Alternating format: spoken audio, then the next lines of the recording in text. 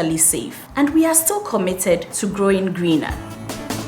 We are CalBank. We live and finance green. CalBank, forward together.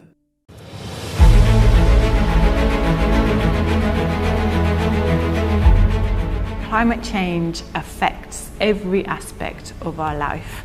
This isn't something that might happen to us in the future, it's something that happens already now. This is something that we have to do, we cannot afford not to act. Climate change is real. I think we can feel it and we can see it. You know, energy is a very expensive commodity in our country. And our people are very low income earners. And so if there's anything that will give us the ability to save on utilities especially, and also live in safer communities, live in communities that are sustainable, I believe that it's a very important, certification that we should be considering. So for us, EDGE was an option that we couldn't go without. It must make an effect on people because the whole idea is about sustainability, the whole idea is about being green. They are the catchwords of the moment, but the world cannot do without them at this time. And as we try to drive towards having a sustainable planet, green is the way to go. I think EDGE is important because it was developed with the developing world in mind and has made acceptance of green building certification more accessible for consultants in the developing world. Green building certification highlights what we are trying to aim here in Ghana, and also it confirms that our design is sustainable. We all want to contribute on saving our planet.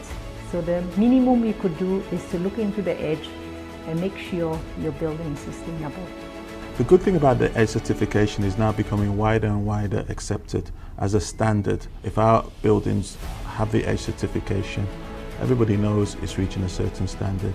It also sends a message to our stakeholders that we are serious about sustainability. But one of the greatest stories we like to tell here at Cal is that when it comes to the agenda of the green sustainability conversation, we major in the majors. As with all ambitious missions, the journey of sustainability is going to be a long one, but we're really proud to be counted amongst the pioneering institutions in Ghana who have taken those first steps to green our business and also to stay profitable. EDGE is valuable to our business in several ways, and every customer, client or investor seeking to buy a property must look out for an EDGE certified property. We see green certification as the way to go for all developers, because if you don't, then a few years down the line, humanity will suffer. We believe every developer should start leaning towards green. The world has become a global village.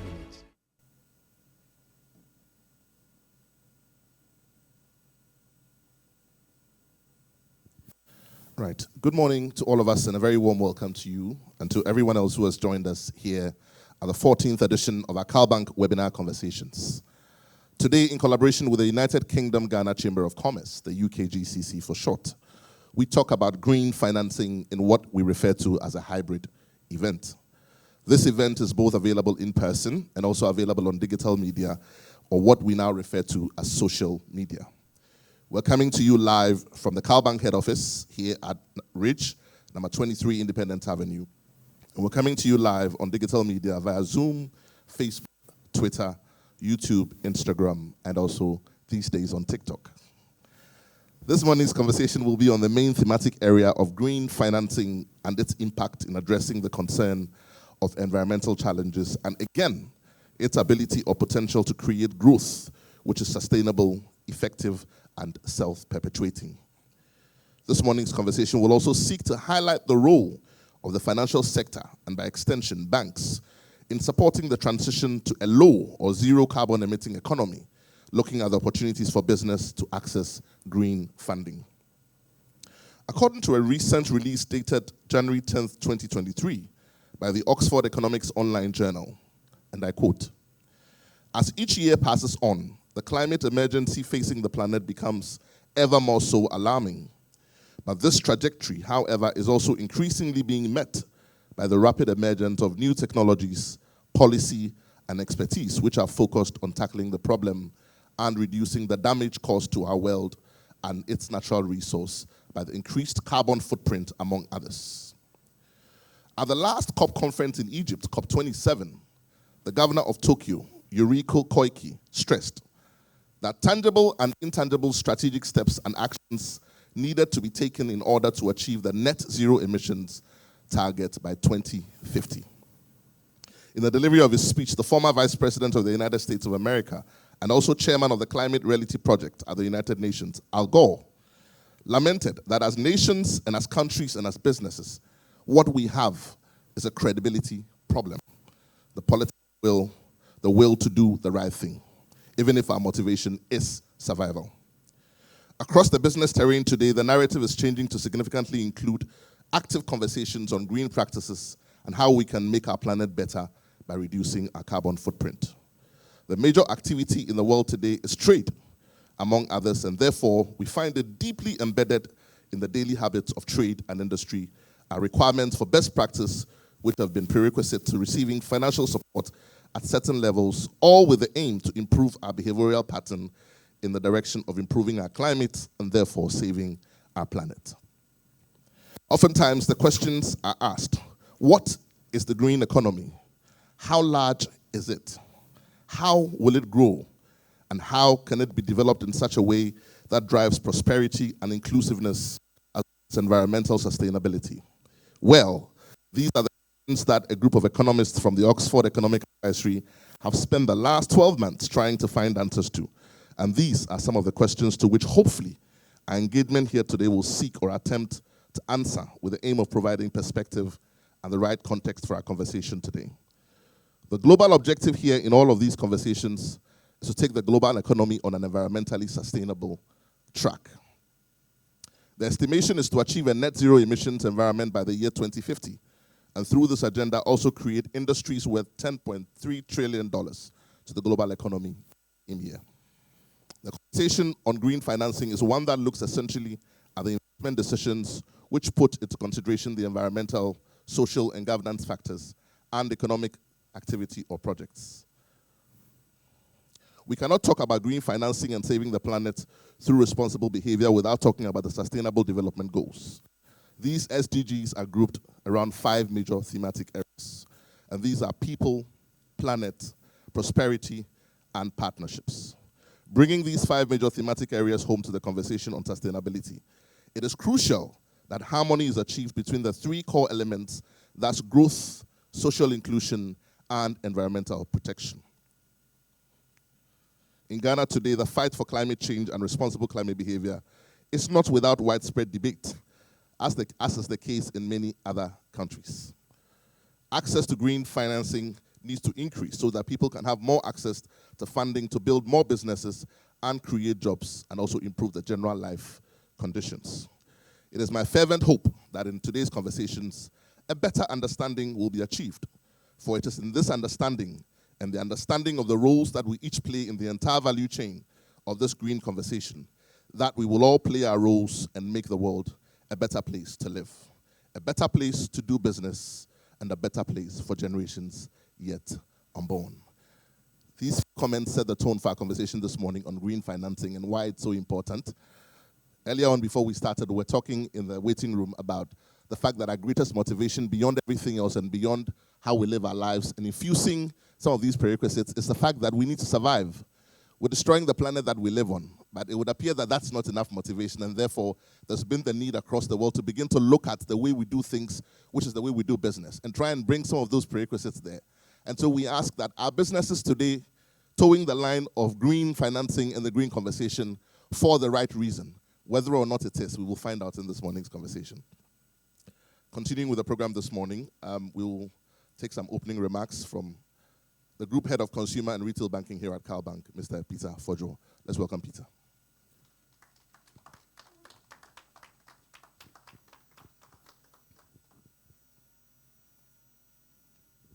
Thank you. Thank you, Yao. This morning, so I stand here with a firm conviction in my heart that this venue is the absolutely right venue for this conversation this morning. This year, CalBank head office, the greenest building in Ghana. No better place to have a green conversation than a building like this. And I think this building is testament also that green is not only the right thing to do, but also it is a commercially viable approach to doing business. On that green note, I want to warmly welcome you again to today's conversation. Acknowledging our partners from UK, Ghana Chamber of Commerce, customers, potential customers here present, industry captains, and also our experienced panelists, whom you would hear from very, very soon. I think Yao mentioned COP, and I also want to refer to COP as well. So COP, for those who are not familiar with the term, is simply the Conference of Parties to the United Nations Framework Convention on Climate Change. And my specific reference is COP27, which happened in Egypt November last year. I think from what even Yao said, a clear theme has emerged. And it's as follows. We seem to still be at the point of strategy, thinking through ideas, rhetorics. But at the conference, it was clear that we need to move from do's to taking action. So today's conversation is a call to action. And I can guarantee you a very deep discourse this morning, which is meant to provide information as we individually pursue our green agenda. Be it an individual, be it a business, be it a corporate entity, be it a school, be it a church. Each of us can have a green agenda, and today would find ways to make those agenda happen. So beyond green, we at CalBank, and I think, again, Yao talked about the SDGs. So we at CalBank have signed up to 3 specifically of the SDGs. Specifically, we have SDG 5, 7, and 9. 5 being gender equality, 7 being affordable and clean energy, why we are here, and then 9 being industry, innovation, and infrastructure. And as a bank, having signed up to these SDGs places sustainability at the very core of our business as a bank. But for me, the best part is that we don't only live green, but we also finance it, which is a mantra that we have here in CalBank. So again, in today's discourse, we are going to expose you to solutions and products which the bank can offer to us to help us actualize the green agenda we have as business owners. And again, here, you can be an individual who has an agenda within green. You can be a business owner. Regardless of who you are in this room, I'm sure there is a conversation that you can carry from this meeting to start and actualize your green agenda. The whole idea is to take action. So on that note, I'd want to thank you for coming, and I wish you a very great session. Thank you very much.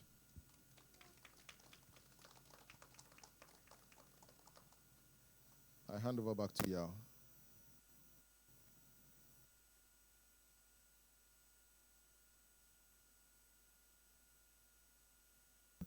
Retail and consumer banking, CalBank.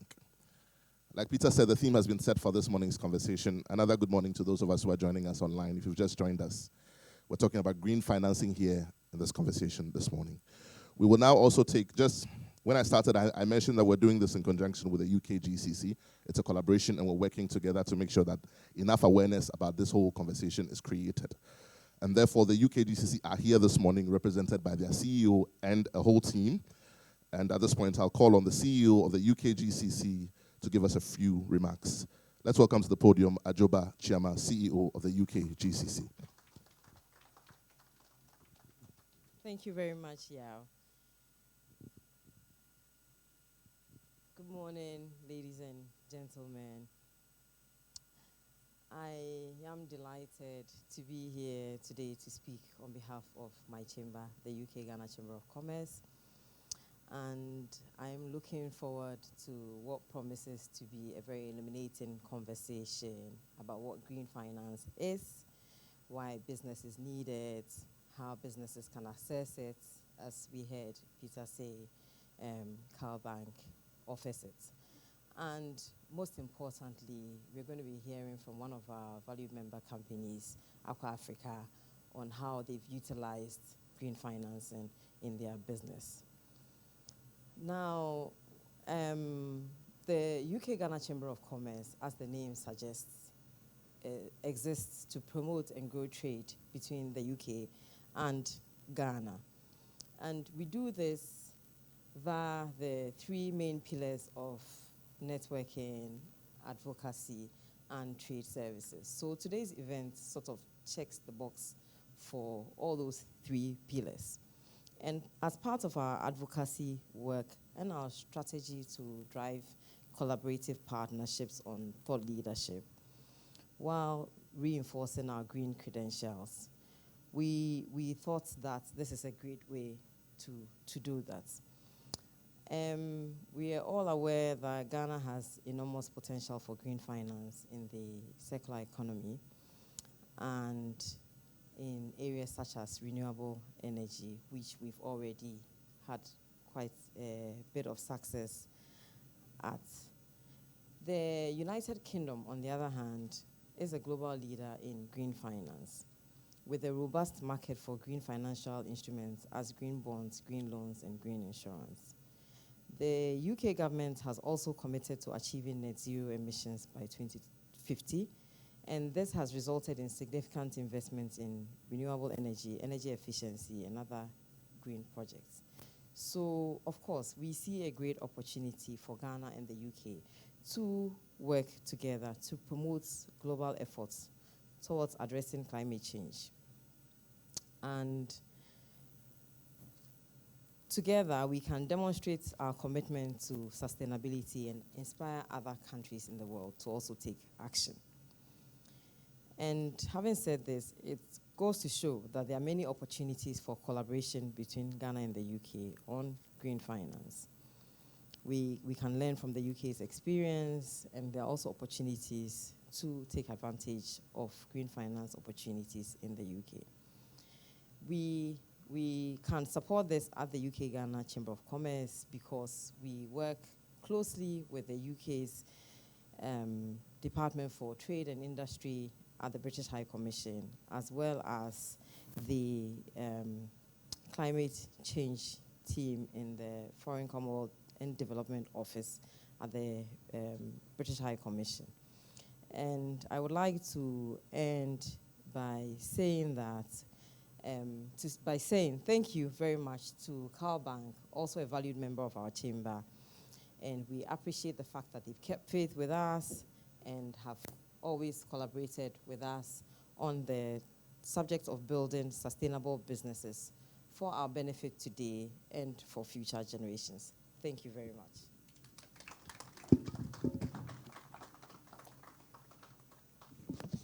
I think we can appreciate her some more. Ajoba Achiama, CEO of the United Kingdom Ghana Chamber of Commerce, also very eager to be part of this conversation on green. We will be having a panel conversation very shortly where we go into detail about some of the things we've talked about this morning. But before we do that, we'll take some brief presentations or remarks from our panelists.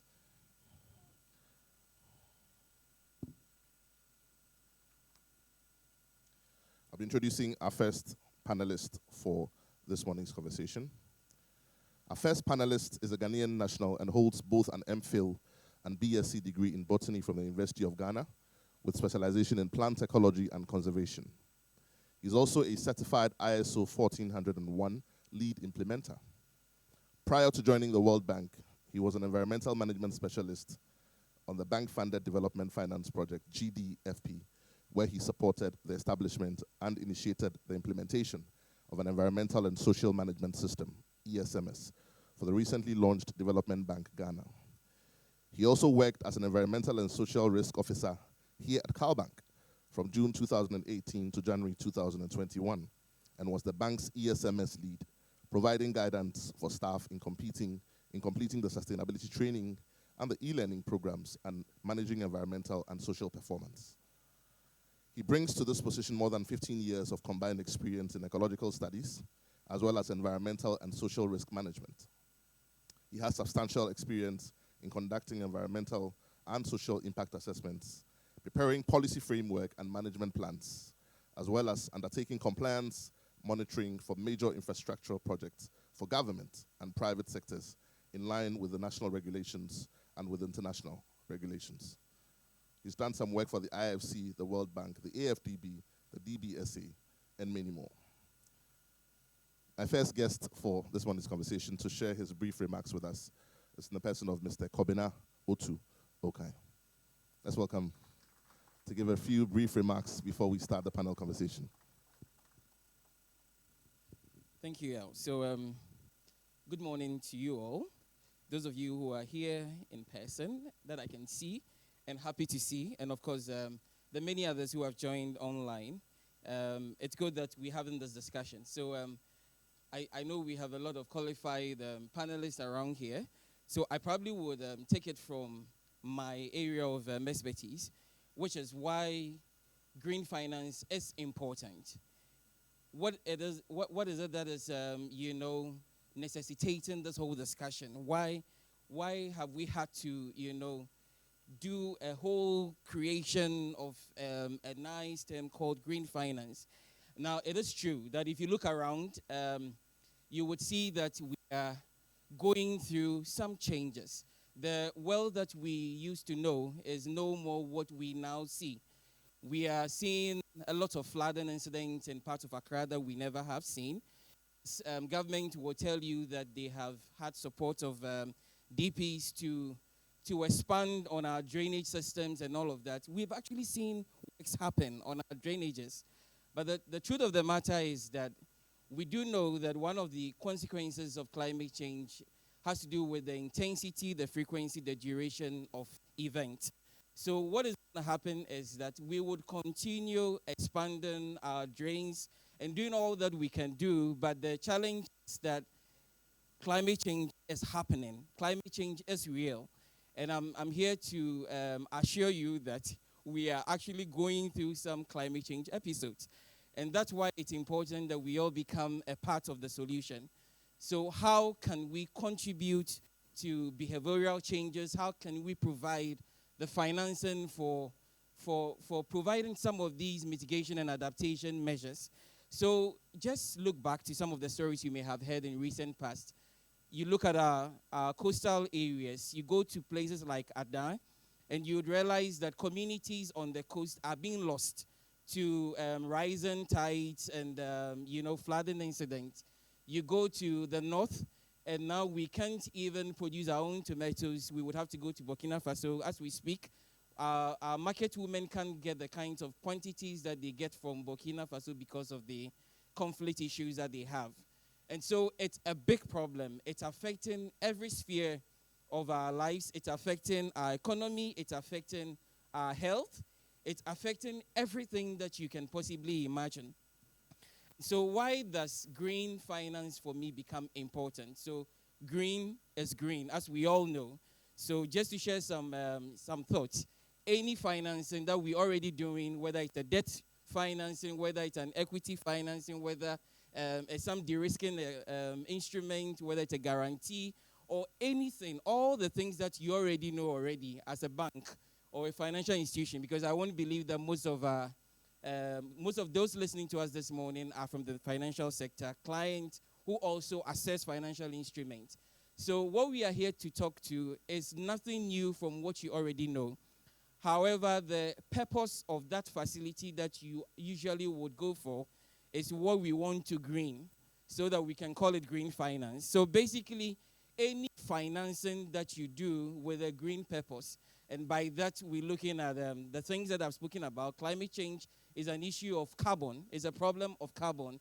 So how do we manage the carbon problem, the carbon dioxide problem, so that we are able to manage the effect that we are experiencing, thereof. So you have forests, you have oceans, which happen to be, one of the biggest sources of what you call carbon sinks. They absorb carbon from the environment. What we're doing with the kinds of businesses we do, especially for those of you who are engaged in a supply chain that requires that you source some kind of raw material from a natural habitat. The problem that we have with the old way of doing business is that because we just don't care about how we get our raw materials and how we get our product done, we are depleting those sources that those things that I refer to as our carbon sinks. So we just don't care how we got our product. So the forests are being depleted, the oceans are being polluted, And as a result, the work that they are supposed to do as carbon sinks is being impaired. And as a result, we are helping, keep a high concentration of some of these carbons in the atmosphere and then suffering from the result thereof. So the challenge this morning is for us to look around us and to see what we have done wrong in the past, why we are going through the current climate difficulties that we have, and to say that even in our request for financing or in our seeking of financing, we want to be deliberate.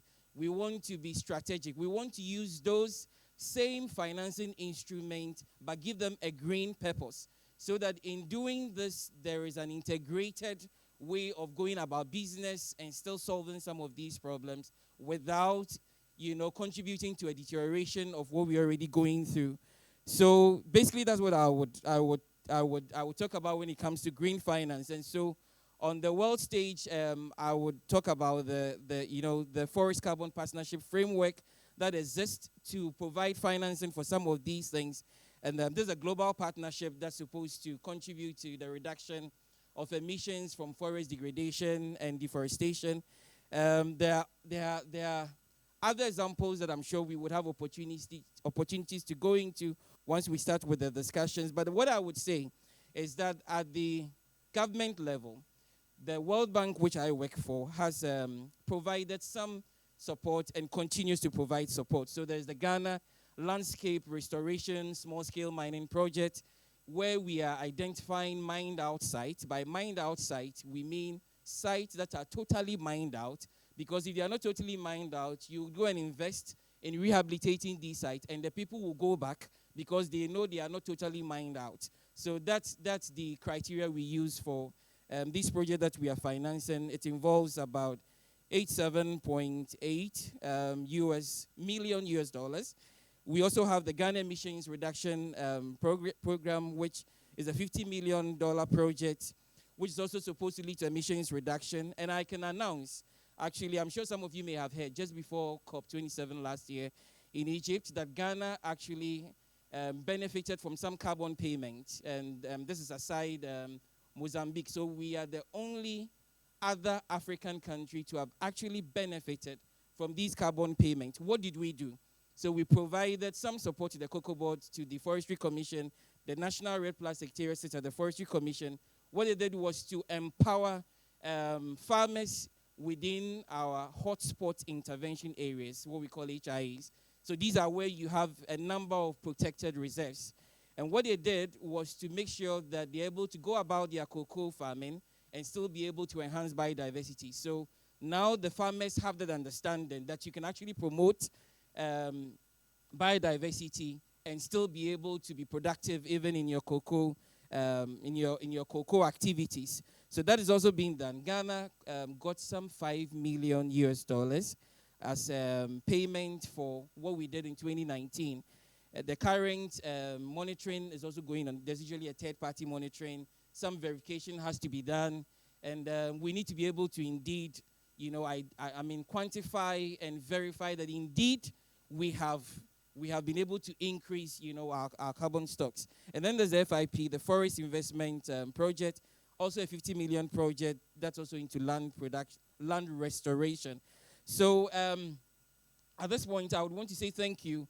You're welcome for this program. I know that there will be a lot that we can discuss during the panel discussion time, and we will be happy to share how financing agencies, especially banks, can find very innovative ways of providing climate finance or green finance, as we call it, for their customers in order for them to be able to contribute to the green agenda. Thank you very much, and I'm happy to be here. Thank you very much, Kobe. Let's put our hands together for him one more time. Very profound thoughts there. And Kobe, it's refreshing to know that we had some money back. Not just the money, but the fact that we did the right thing to get the money back. And I hope that we can do a lot more right things so that we can get some more money. Our second panelist for this morning's conversation is a seasoned banker and is presently the head of our corporate and institutional banking department here at CalBank. She's had over 15 years of experience in the Ghanaian banking sector and has extensive interest and expertise in project finance, credit, and risk management. She holds a Bachelor of Arts degree in Economics and Computer Science from the University of Ghana and a Master of Science in Finance from the Ghana Institute of Management and Public Administration. She has a passion for identifying and delivering innovative, cost-effective, and convenient solutions for traditional banking problems, and is also an ardent advocate for customer-centric approaches to developing banking products and services. Over the years, she's made substantial contributions towards the growth and expansion of the corporate banking portfolio, with an asset size in excess of $200 million through the onboarding of management of key customers and corporate accounts, as well as business relationships. She has recently led her team through a change management process involving the restructuring of the entire department's operational framework to improve efficiencies and enhance work output. She's also directly responsible for the team that manages the bank's green finance products and services. Our second panelist for this morning's conversation, Cynthia Minta. Let's put our hands together for Cynthia. Thank you very much, Yao. So to add to what my colleagues have said, Peter and Yao, at CalBank, we live and finance green. We are environmentally conscious as a bank, and I believe this building is testament to it. I don't know if there's any building in Ghana that has the green criteria that we have here. This building has centralized air condition.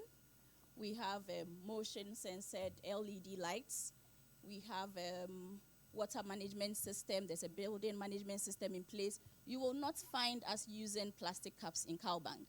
We use paper cups. So we set the pace. I don't know of any bank in Ghana that can pride itself in green financing as much as we do.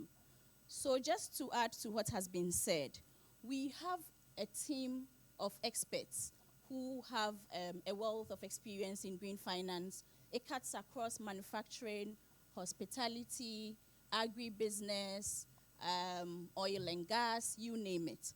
And our partners, we have very strategic partners that we boast of. We have IFC, AFD, and the EU. And we also have technical partners such as Sunref, Kite, Econola, and the Energy Commission is one of our technical partners.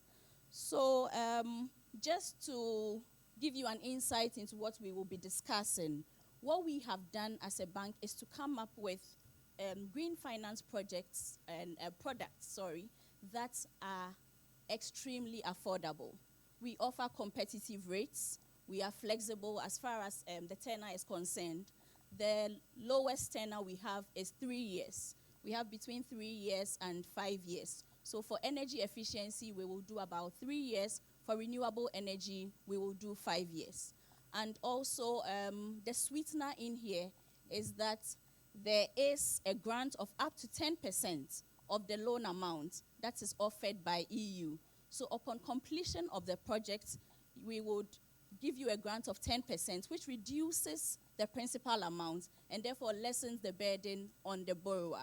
We also have technical assistance from Sunref and other partners at no cost. So I will just end with a quote by Barack Obama that says that we are the first generation to feel the effects of climate change and the last generation who can do something about it. So I believe that we should resolve as individuals to live green, to protect the environment, to ensure that we provide the next generation with a more resilient future. Thank you very much.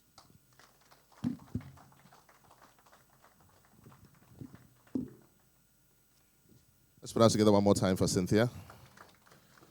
There's one thing she said which sounds like music in my ears. When we say CalBank, we say we live and finance green. Can we try it? Even for my audience online. When I say CalBank, you say we live and finance green. CalBank. Thank you very much. Our next panelist for this morning's conversation is a highly accomplished management consultant with over 28 years of international consulting experience in Europe and across the sub-Saharan Africa region. Her career to date has been built around her abilities to both provide advice on matters of business and organizational strategy, as well as operations and transformation, and organizing resources and facilities to implement recommendations. She has strategic and operational ability. She's an astute professional and has provided technical and operational leadership on private sector transformation as well as public sector reform assignments on sustainability and climate change programs.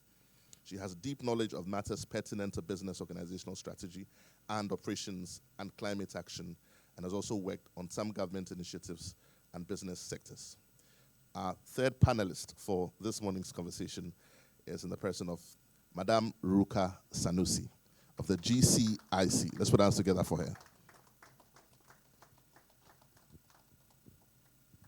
Thank you so much, Yao. Thank you, everyone. It's great to be here, to see you all, and to also, well, I know that there's some people also watching online, so you're also very much welcome to this session.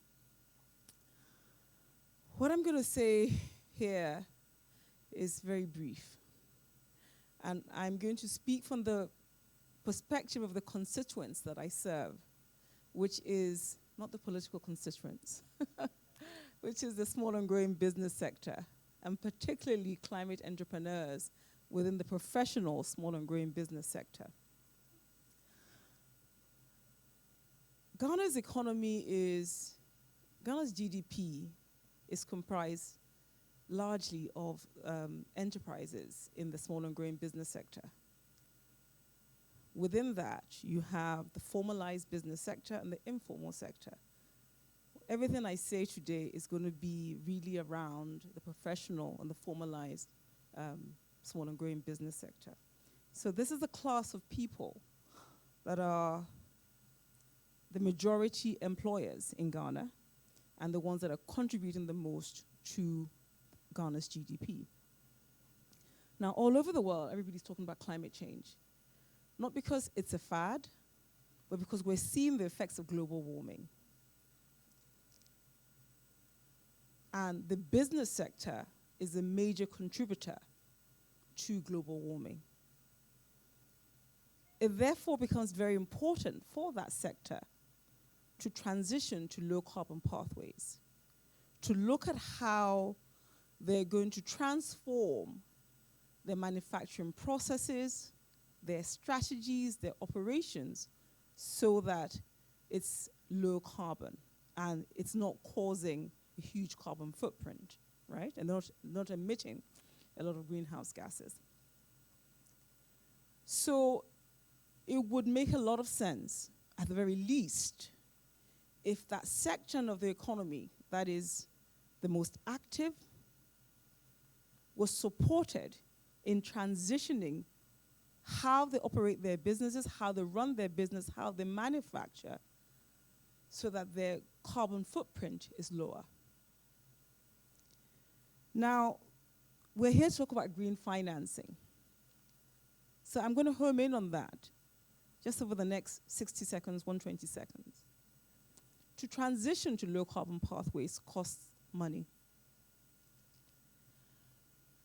One of the things that we do at our organization is support such enterprises with finances, grants, and business advisory support, and technical support services so they can become more climate smart. In other words, we're preparing the potentially big business of tomorrow today. These are small and growing enterprises today.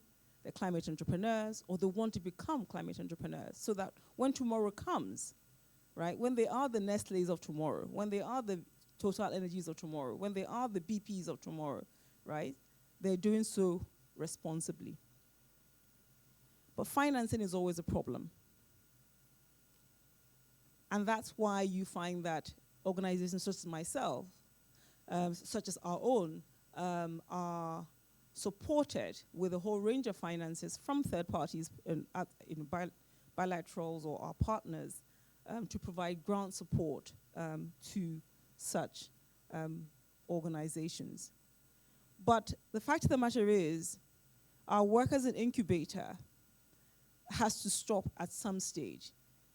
And a preterm child doesn't stay in an incubator forever. There comes a time when they must come out of that incubator. And when enterprises exit our incubator, sometimes we often feel as if we leave them as orphans, because they come to the big bad world and they need more financing to scale their business. But that financing, the conditions attached to that financing makes it actually prohibitive for them to actually scale their business. So I'm really pleased to be here today to talk about green financing and the pertinent role that this plays in building the economy that we want, in building the nation that we want, in building a global community that we want, a global community that is climate smart, that is carbon responsive, and is taking action to minimize global footprint, climate, greenhouse gas emissions, and to ensure that we're doing our bit, to use the quote of my colleague, that we're the last generation actually that can do something about it, to ensure that we are indeed doing something about it. I thank you for your attention. Thank you so much, Uruka. That's Uruka Sanusi, Executive Director of the Ghana Climate Innovation Center. I should have mentioned this when we started. There are some ground rules for this event because we're also running a hybrid event. At some point, we will cut a commercial, but the rest of us will still be here because you are an in-studio audience.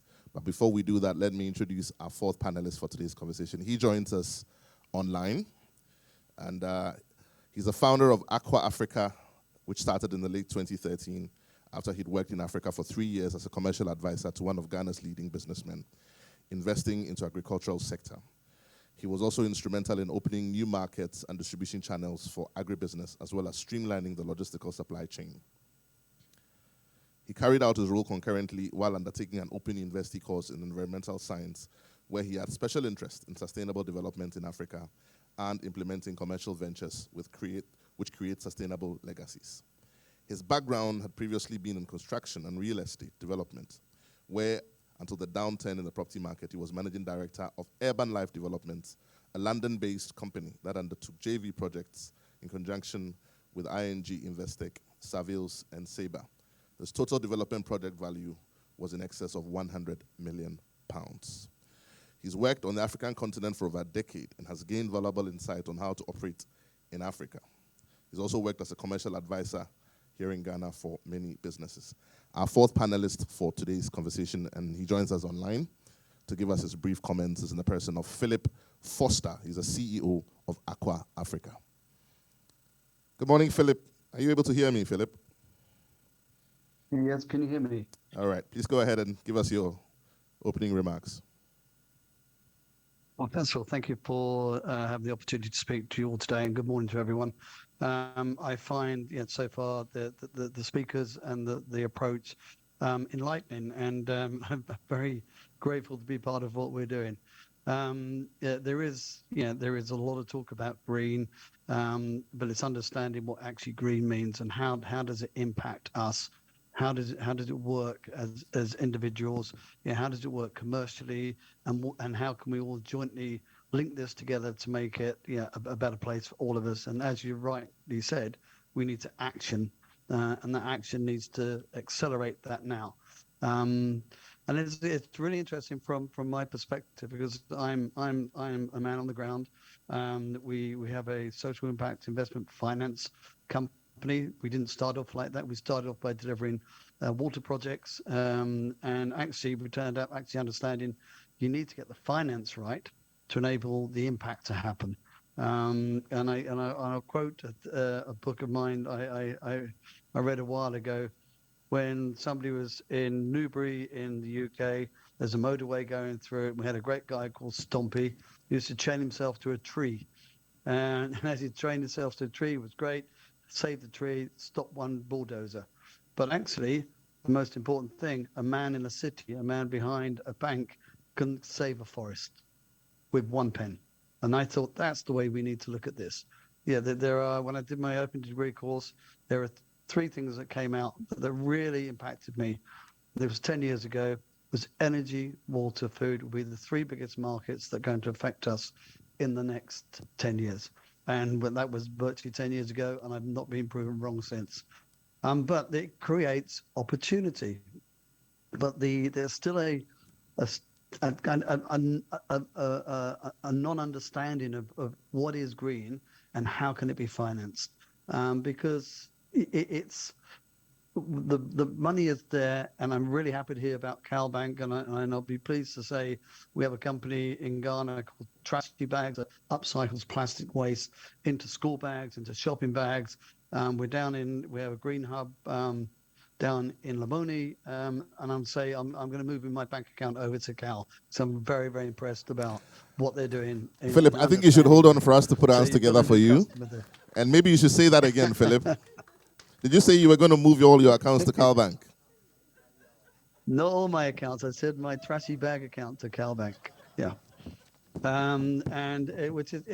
We take water sachet bags off the street. We've taken, I think, 30 million bags off the street in 10 years. We take 250,000 a month off the streets. We're a member of the UK-Ghana Chamber of Commerce, and we have a growing trend. And what's really, really interesting now, I'll come on to Aqua Africa in a minute, but what's really interesting now, we have the Nestle's, we have the Unilevers, we have IKEA, we have all these people behind us now that understand of what we do. Even Diageo, we're now talking to Diageo, all members, where we're taking their hoardings, their advertising hoardings, and making it into laptop cases and into bags and into pencil cases for school. And it's that understanding. And I think it's taken a while to create awareness. And I think one of the points that needs to be invested in is awareness of what is the challenges, what are the opportunities, because there's huge opportunities. I believe in job creation, I believe in empowerment, I believe in responsibility.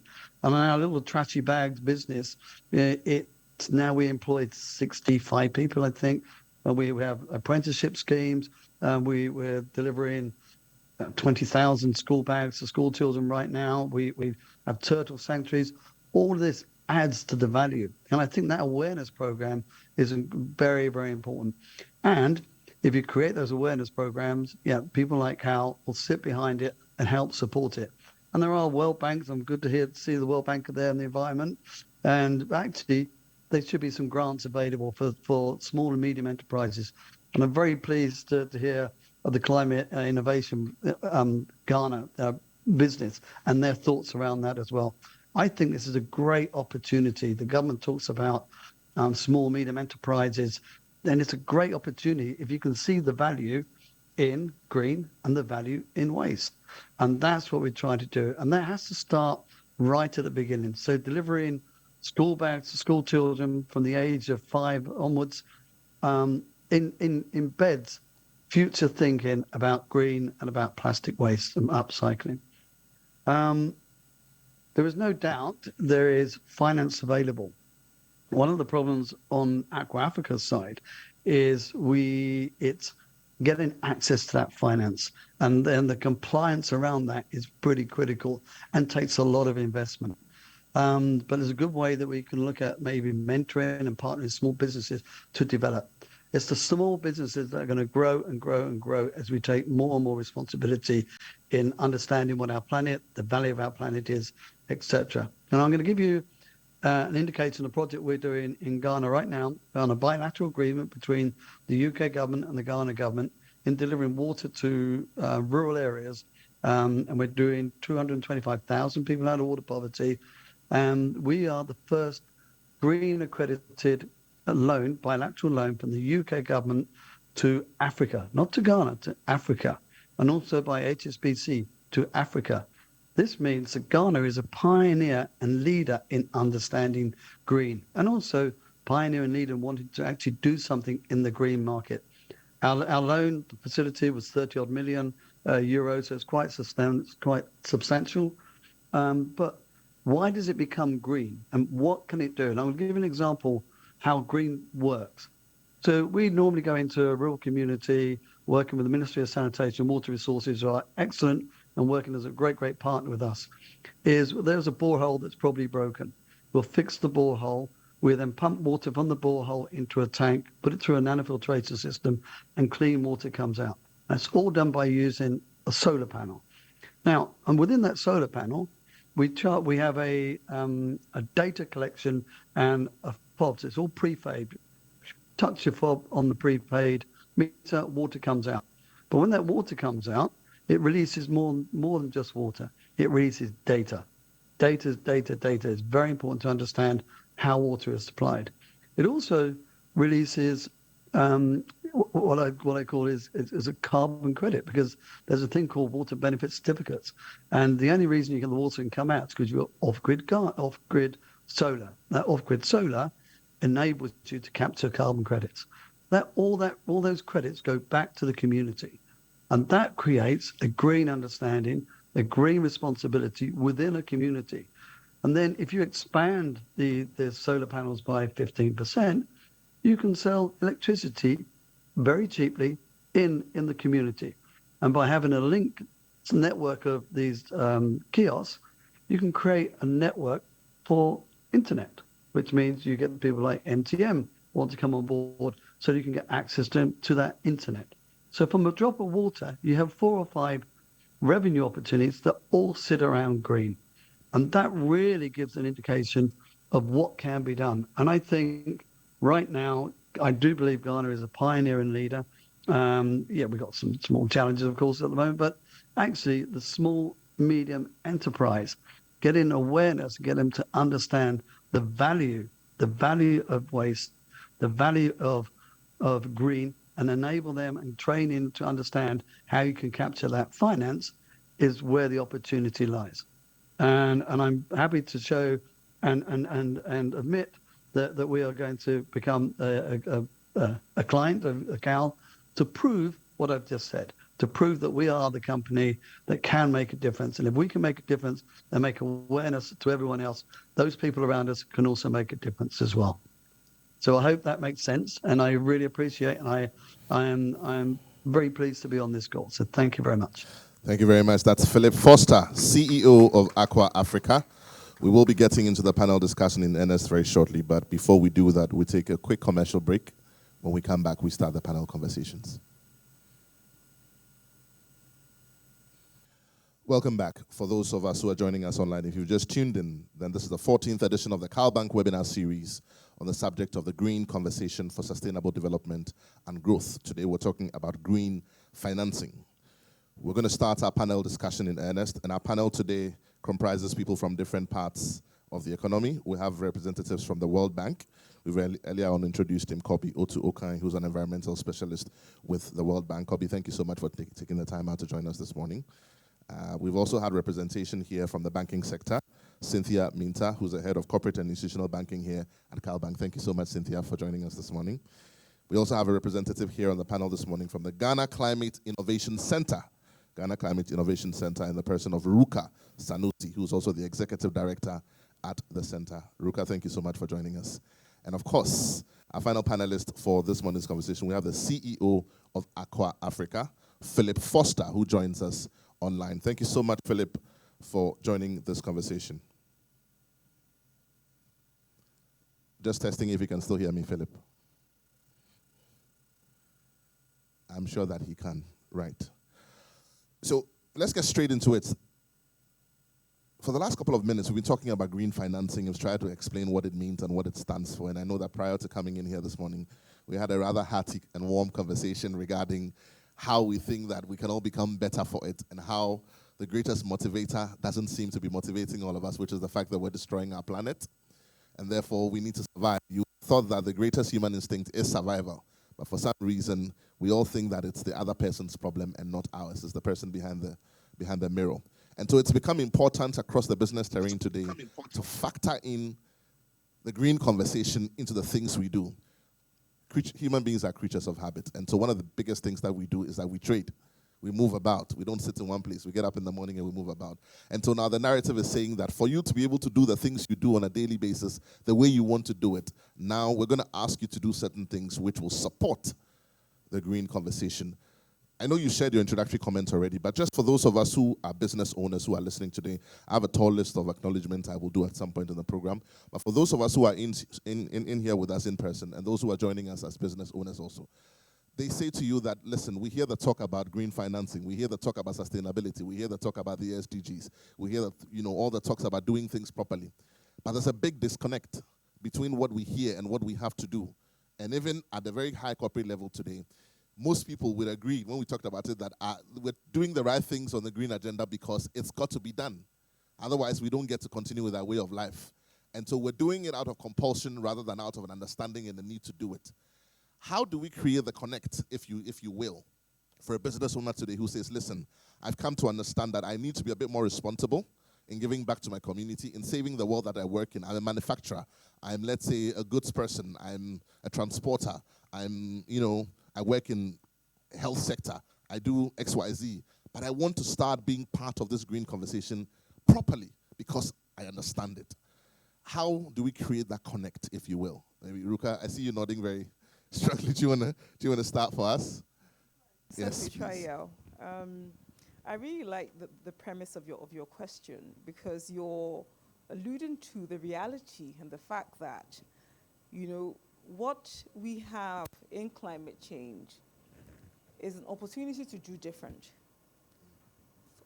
as it pertains to things that we do day in, day out. The way that we fuel our cars, the way that we cool our homes, the way that we even heat our homes, the way that the practices that we use, the farming practices that we use to put food on the table, the way that we ensure food security.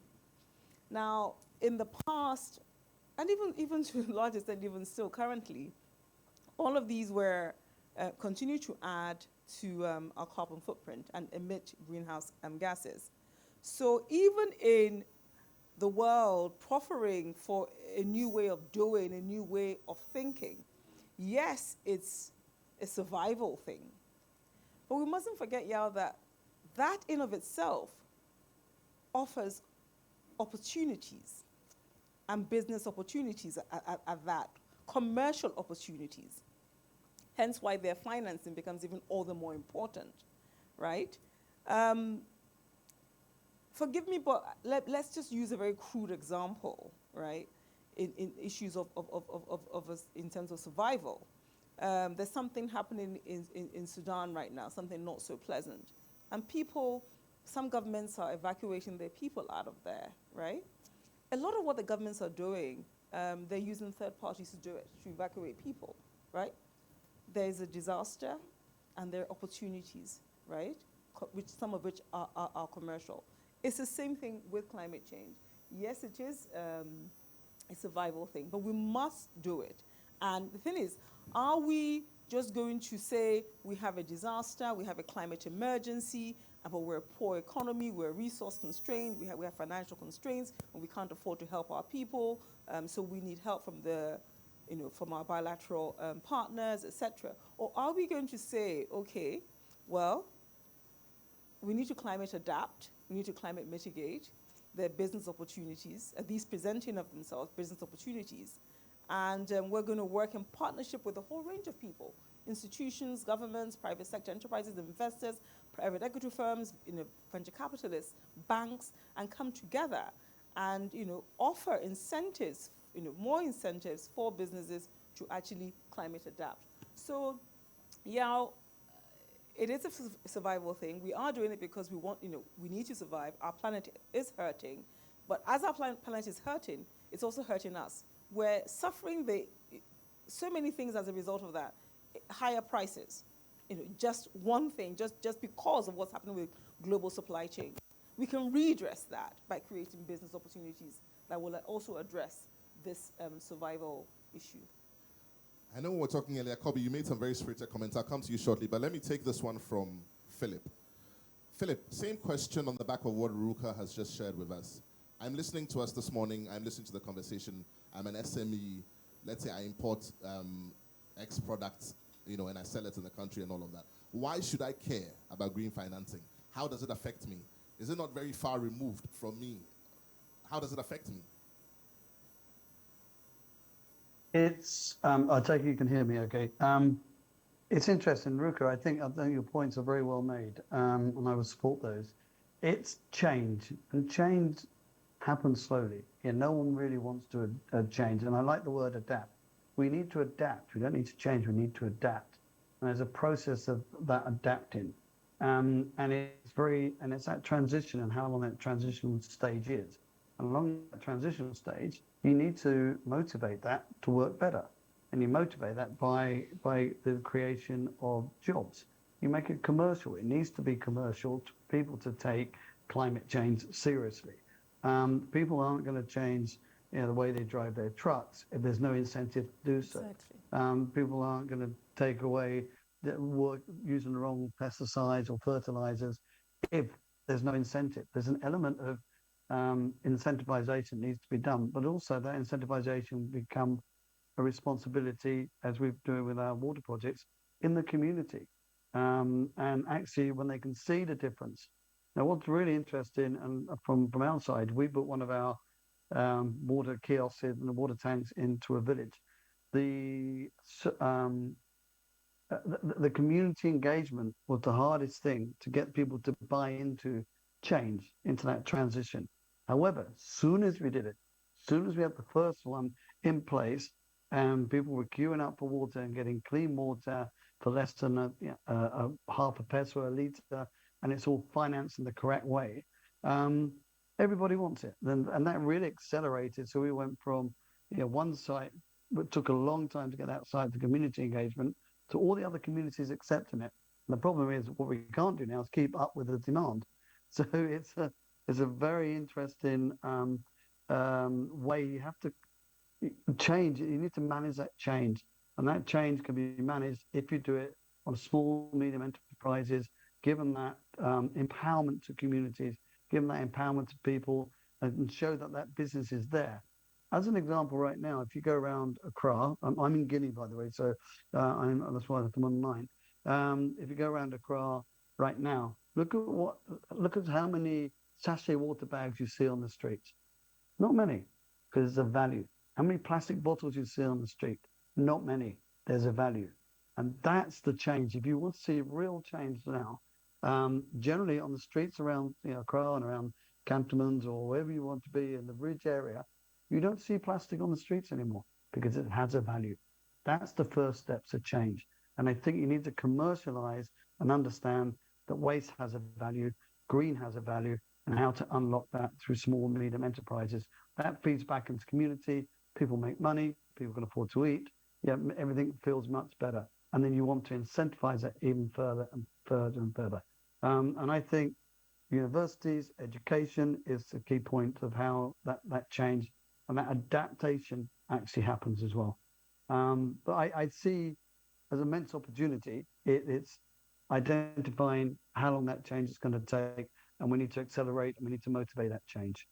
Right. Thank you so much for those thoughts. I mean, we're talking about the fact that we don't need to do it out of compulsion because there's value to it. It's interesting that we need to add some kind of motivation before businesses can begin to realize it. But the follow-on question, I understand that you have to leave us very shortly, Philip. I'd like for you to answer this one before you do, though. That having talked about the motivation to do it and the fact that there is value when people invest in these things, talk to us about the quality of life and the cost of doing business and how that's affected for businesses. Because obviously that will become a greater motivator. If I'm a business, I'm into manufacturing, I'm into entrepreneurship, I'm into whatever, distribution, transport, haulage. And I can understand that at this point, if I do not begin to involve myself in the green conversation, then at some point, the cost of doing business is going to go up. The quality of life for me and for the people I employ to work for me is also going to go down. Then it becomes a better motivation. Just share some thoughts with us briefly, if you will, on how all of this affects the quality of life and the cost of doing business as an incentive and a motivation to being part of the green conversation. Well, straight away, I think on a business commercial sense, I think there has to be an incentive has to come from a taxation position, from government. If you've got solar panels on your roof and you're not pulling energy from the grid, and that works. That creates jobs in accelerating the green initiative on solar panels. It's because we have a lot of sun in Ghana as we want to. But that needs to be incentivized from a government initiative. And then the business community will take shape and start moving. Right at the moment, we have a lot of taxes on everything at the moment. But if you incentivize that, yeah, and right now we have, we all know that Ghana, Electricity Board of Ghana are now being very focused on bill payments, etc. as well. It took that responsibility away and give it to the person that they have solar on their roof. That creates jobs. Yeah, but then the banks or someone like needed to finance that to enable put a loan facility in place so people can have solar on the roof and they don't have to go on grid and go off grid. But those solar panels, there's an importer, there's a taxation of importing those. You create jobs for delivering those solar panels, fixing those solar panels, monitoring those solar panels, but also the operation and maintenance all the way through. So there is a way where actually Cal and the banks can offer long-term or good rate loan facilities to companies such as Aqua Africa or Trashy Bags to put solar panels in there. Yeah, and then that loan facility is then paid back over a period of time. Yeah, so it's a power purchase agreement on a small scale. That's where the opportunity really lies. So it comes back into the financing. You have to look at that financing structure. So right away you can look at how do we heat our waters? It's very hot in Ghana. We can heat our waters from the sun, but that's another way of doing that. How do you work from that? So the loans have to come, from a finance position over a period of time that people can afford to pay that off, so they save electricity, which means they have more money in their pocket. One final one for you, Philip, before you leave us. You've talked about loans and access to financing and how that helps the process to grow. Tell us about your specific experience with your company, Aqua Africa. Were you able to access some loans when you needed it, and how did that help your business to grow? Just as a testimonial for those businesses who are listening today, who are making the decision to begin to look at green financing and accessing it, not just for the purpose of the money, but also being a bigger part of the ongoing conversation, if you will. Just those final thoughts before you leave us. Very good question. When we started our business, green, no one even talked about green. And then of course there came a lot of greenwashing and elements around that. But what there is right now, if you sign up to net zero response as you go forward, there are little grants and support mechanisms out there that you can attach to that, that can come in as grants from even World Bank are also doing things like this. But there are ways you can access finance but you have to be compatible and you have to be compliant to what those are. So you need to look at the business and help business reshape themselves if they want to go green. So you have clients within your bank that if they want to go green, help them reshape themselves and help them with the facility to go green. And even small businesses can do that. And I think there are grants, there are donor funds, there are other facilities available to enable companies to go green. But it has to be measured. And how do you measure that? And I think there are opportunities out there right now that small, medium enterprises can go in and can become green if you help them shape their business to be compliant. Thank you very much, Foster. Thank you so much for joining us. Unfortunately, Philip has to leave us. He's the CEO of Aqua Africa. Thank you for joining this conversation. So I'm bringing the conversation back here to... Thank you, Philip.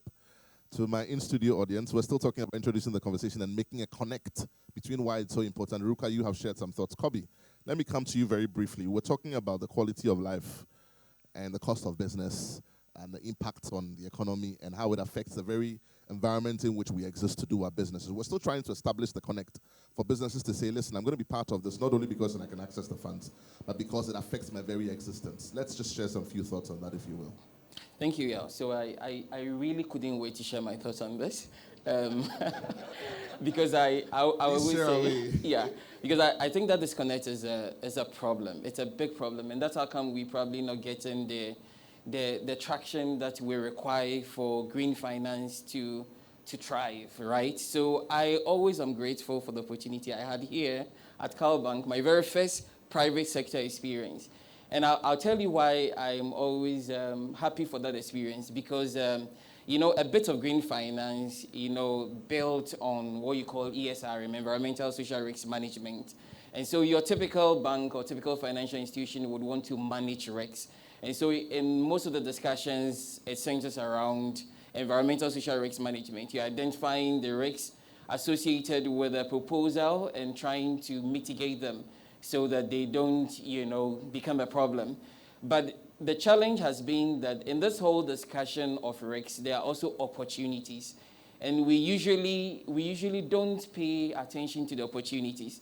So I had opportunity to visit a number of CalBank clients, and I realized that your typical client will probably be doing something already green, but may not even appreciate that what he's doing is green.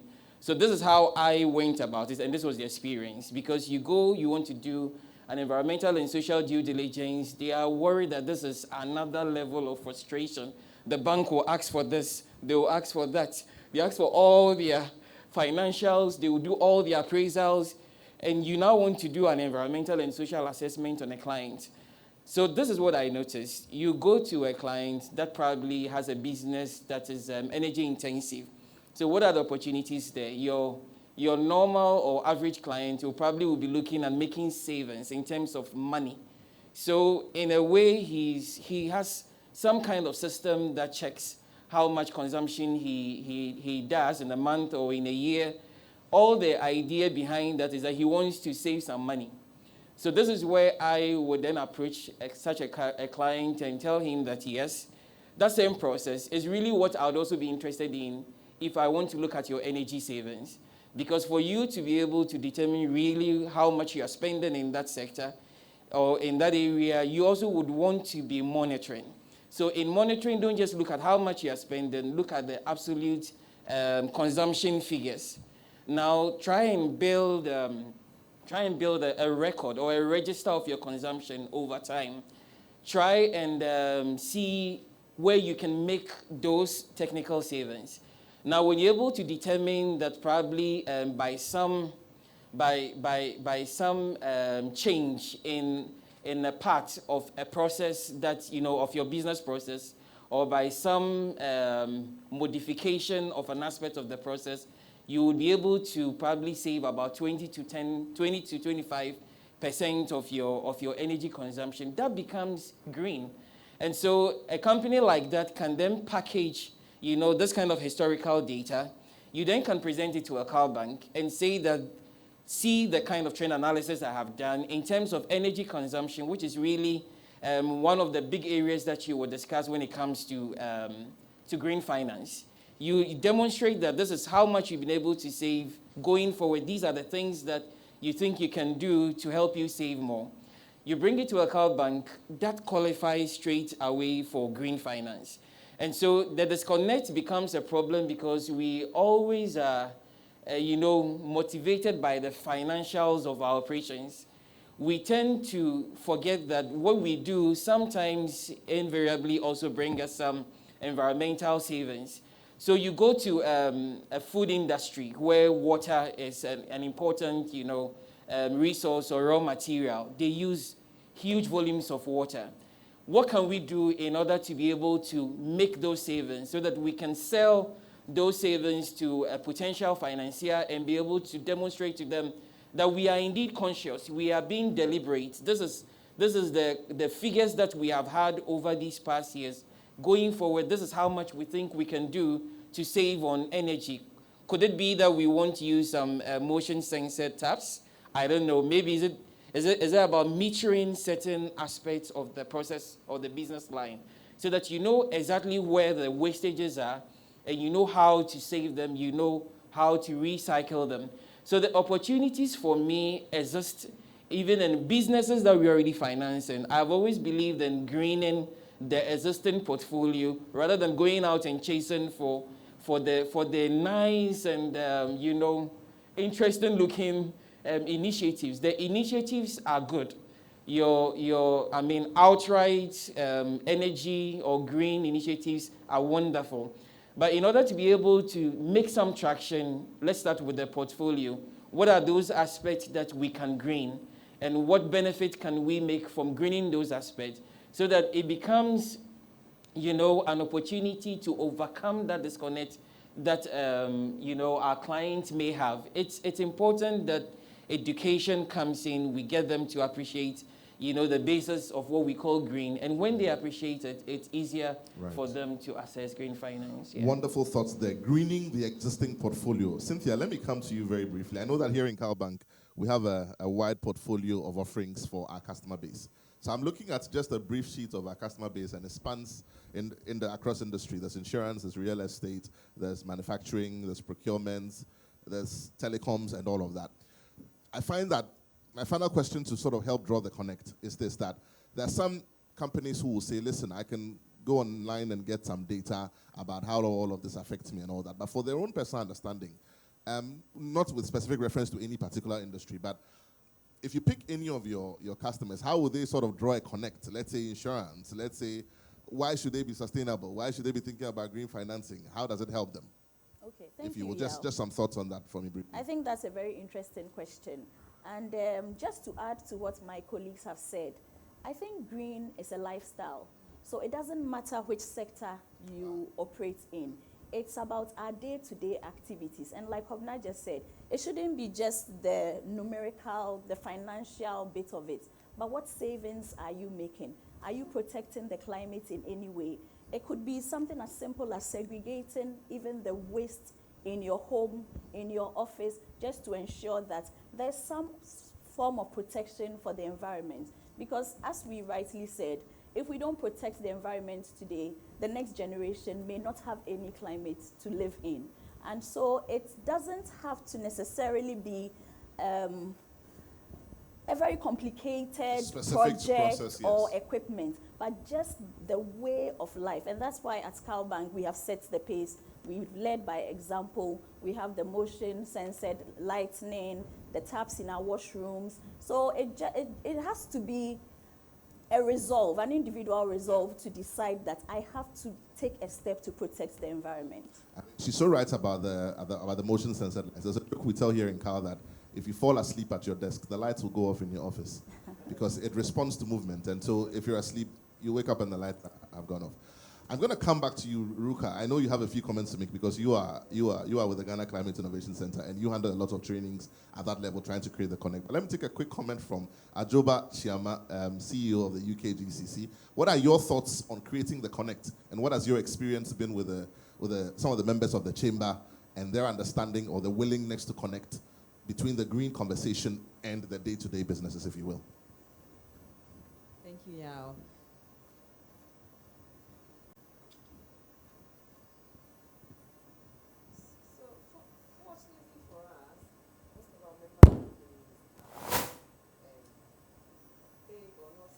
Companies well structured and have the understanding of sustainable development and have embedded it already in their businesses. So it's an easy conversation.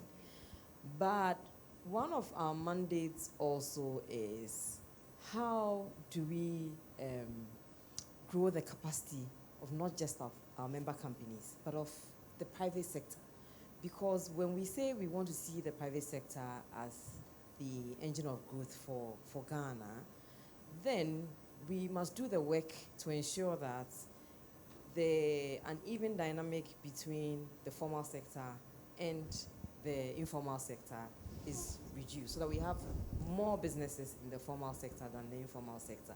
And that's why we collaborate with our member companies to host events like this, because it's part of our capacity building mandate to create more awareness beyond our small network of member companies and stakeholders. So over the years, there's such great content that we've put out, and like you said, this is not the first time we are doing this with CalBank. Every time we have a green conversation, we do it with CalBank, and all of that content is on our YouTube channel. Right. Yeah. Thank you so much for those comments. Cynthia, let me come back to you. So now that we've sort of succeeded in creating the connect, someone is listening to us this morning. We have a tall list of clients who have joined us. Like I said, I'll do the acknowledgements at some point. They're thinking, now that I understand it, now that I know why I should do it, how do I become part of the conversation? And while you talk about that, you can talk to me about how does one qualify for green financing here at Cal? What is the nature of the financing structure? What are the benefits? How does one become a part of it? Of course, there is a sweetener, which is the money. But when they have gotten the money, how do they become a relevant part of that entire conversation, if you will? All right, Yes. okay, thank you, Yao. So to qualify as a beneficiary of our green product, first and foremost, it could be an individual, it could be a small business, micro business, a corporate entity, but it has to be based in Ghana. It has to be based, the project has to be based here. This is because we need to proactively monitor the project, and the institution must also be Ghanaian owned. We also consider energy performance contractors who are embarking on projects that are energy efficient, renewable energy, and like we said, it cuts across. So we are a phone call away. We have experts, relationship managers who will walk you through the journey. We have partners we have IFC, EU, AFD as partners, and we also offer technical assistance. I see some of our partners here, Energy Commission. Yeah. Give us a wave. Yeah. So at CalBank, even if it's not a green product, what we do is we provide tailor-made offerings. And so it's not one size fits all. Depending on the project that is being embarked on, we engage you and we come up with a structure that suits you, and we ensure that it's protecting the environment, especially if we are looking at the green financing. Are there any sweetness for companies who want to take advantage of this in terms of interest rates, in terms of reliefs? Definitely. In terms so of the interest rates are highly competitive. And of course, interest rates, we all know, are based on the risk factors. So we would conduct a risk assessment, and depending on, but I can assure you that it's highly competitive. We offer facilities both in Ghana cedi and the US dollar. And we have very flexible terms. We have longer tenors, like I said previously, and also the scheduled payments coincide with the cash flow generation of the business.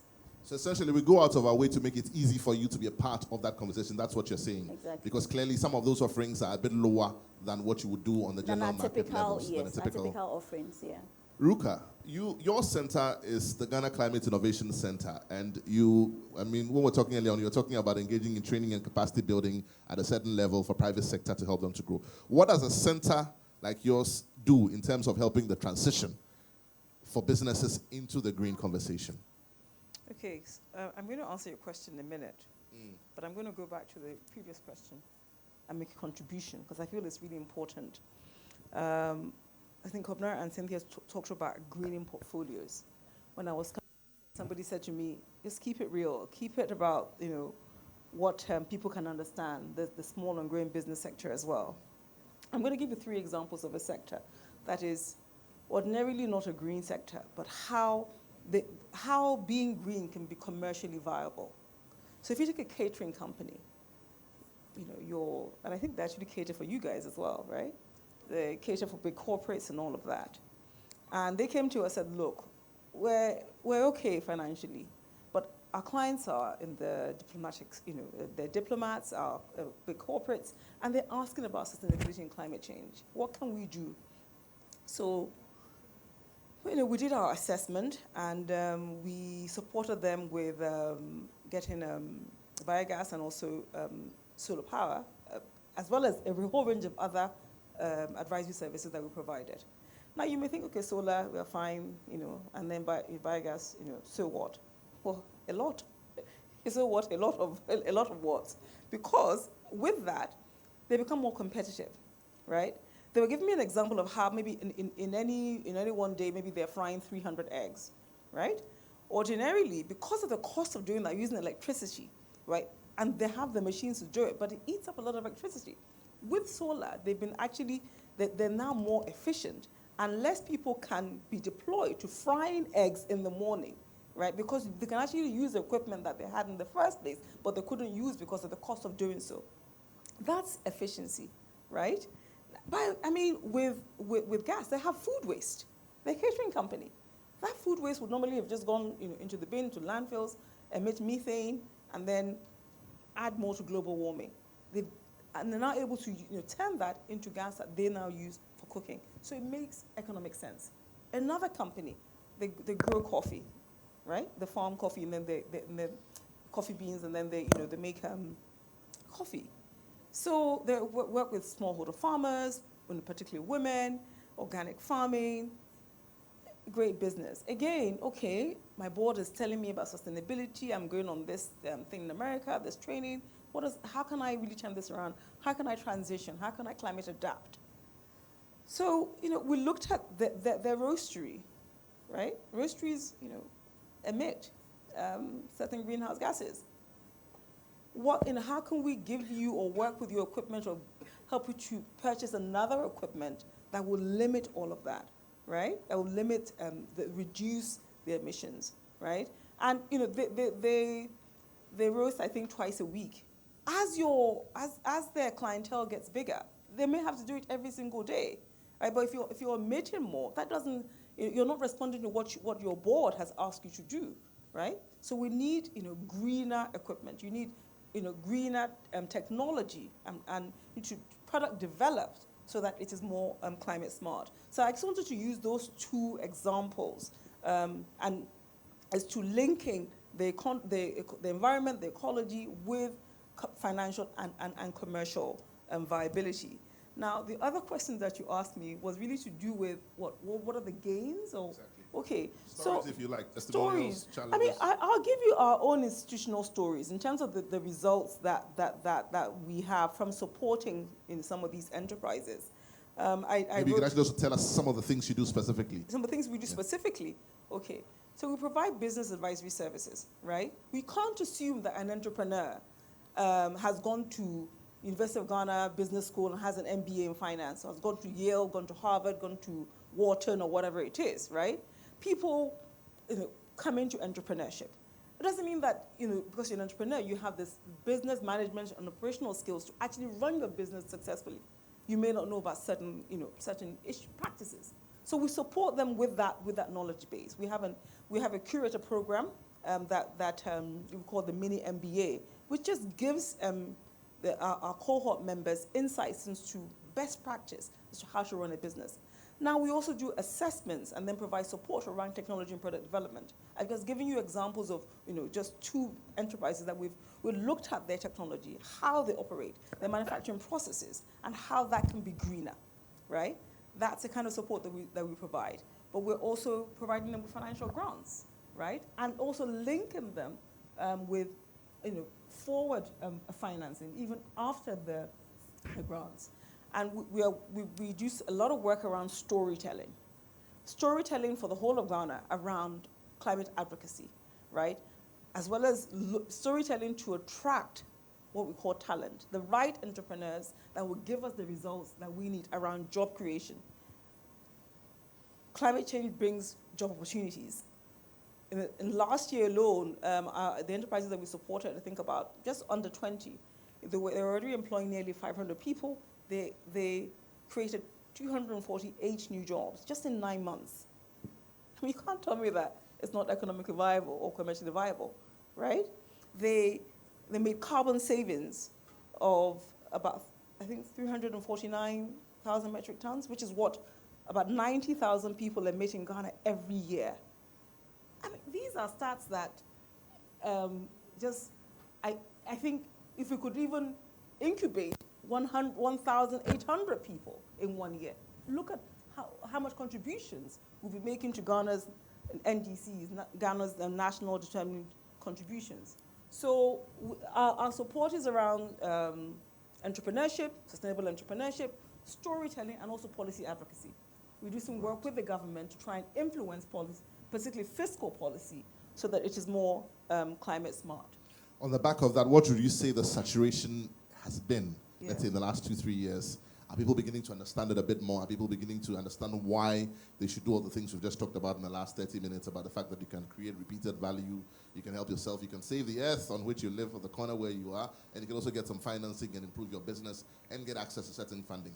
Do you think that the saturation is achieved? How far have we come? How far do we have to go? Just using the case study of what you've been doing. Okay. I mean, if you just look at our application rates, right? A couple of years ago, maybe we would get 100 applicants for each new cohort. Now we're looking at 250, 300, right? So there is a lot of interest, and I think, whereas perhaps in the past that interest was transactional, I can get money. So why not apply? But now I think it's transformational because it's more transformational because people are seeing that it's not just about the money. It's about going the long haul with my business. So I want to exist and I want to grow and I want to grow sustainably in the next 5, 10, 15, 20 years. I want to still be in business in 20 years' time. And how do I do that? And the realization that that initial seed investment that we make in them can set them up for deeper, further, and bigger partnerships, as well as financing in the future.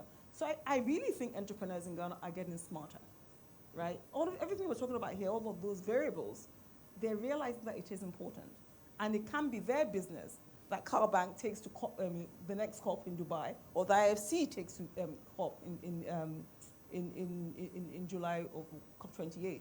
And it really tells their stories. We've got rough diamonds in Ghana when it comes to green entrepreneurship. And we just need to, the likes of all of us, really just needs to work with them. I'm just going to ask you a follow-on question to that, then I'll go to Peter, our Group Head of Retail Banking. On a scale of 1 to 10, and this is not, it's just your opinion. I'm going to qualify it and say it's your opinion. Yes. It doesn't mean that it's across the board. We need to accept it. Yeah. But based on what you've seen, what would you say on a scale of 1 to 10 or 1 to 100? What's the saturation rate? How good have we done in this conversation on green financing? Awareness, participation, understanding, value creation. How well have we done on a scale of? You're really putting me on the spot. I know I am. And that's why I qualified it and I said, then he said it's your opinion. It's your personal opinion. I'm online.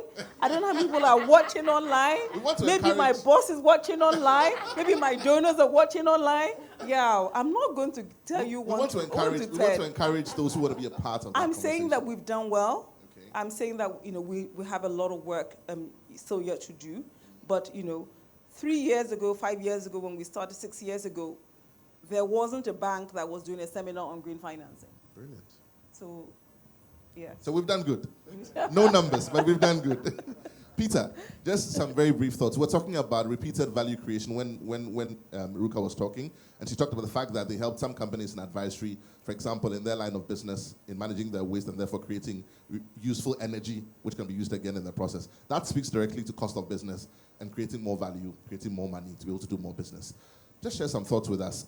What would be some of the added benefits in that same respect for businesses who sign on and decide that after today's conversation, they're going to be an active part of that green conversation? What would be some of the repeated value chain, advantages that would be created and therefore release more capital for their own businesses? I think I would just touch on one thing that Ruki said, which I think the transitioning is happening, but maybe albeit a bit slow. Businesses are realizing that it's not just fashionable to be green, but it is actually commercially viable. And I think that is where we are now, that inflection point where businesses are saying that, no, we've heard a lot of talk about green. Let's try it and see where that value really is. The examples she gave for me are spot on. Any business hearing us today can realize that if, for instance, you do anything that has to do with heating, and we have sun in this country, in this part of the world, the sub-region, the entire continent, literally every day of the year. And your initial cost might appear to be high, but the long term, for me, is extremely beneficial. We've done quite a lot of such projects. There's a school that we recently supported to go solar. And this school has been struggling to pay up their ECG bills. We all know how ECG bills are going up every single quarter.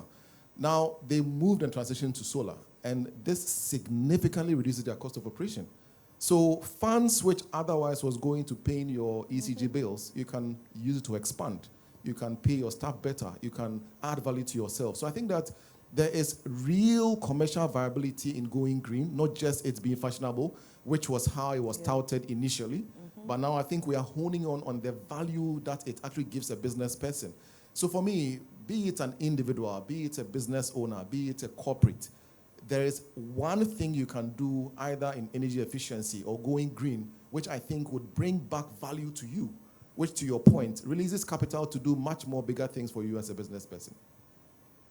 Brilliant. Brilliant thoughts. So whichever way you look at it, it's a win-win-win. Absolutely. And therefore, we're encouraging. Okay, Jifa wants to share some thoughts as well. Jifa is our head of corporate and investor relations. Good morning, everybody. And thanks so much. Yeah, I know I wasn't part of the program, That's fine. but Go I ahead. just wanted to. Go ahead. You're in this room, so you're part of the conversation.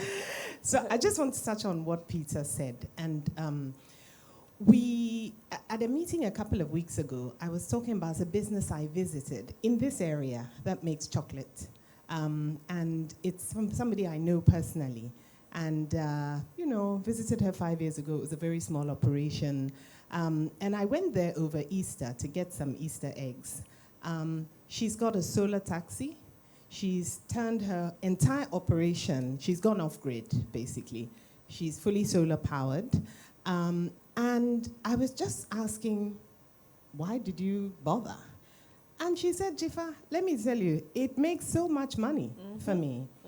She now brands herself as an organic chocolate producer. And that has just opened up a whole market that she wasn't in before. She now has an online business. People are actually ordering her products from overseas. And she was talking about how much it's added to her bottom line in terms of revenue and sales. And the new consumer, the Generation Zs, are very, very deliberate about making consumption choices. Whether it's the clothes they buy, whether they want to buy organic cotton that is not treated with pesticides, if they want to buy cocoa that is organically produced. That consumer now, who is the sort of 18 to 36-year-old, is actually being very deliberate about saying, I don't want to buy this chocolate, I want to buy this chocolate. I don't want to buy this shirt, I want to buy this shirt because it's sustainably produced. So just to support Peter's point, it's not just fashionable. People are actually consciously looking for sustainable producers and services.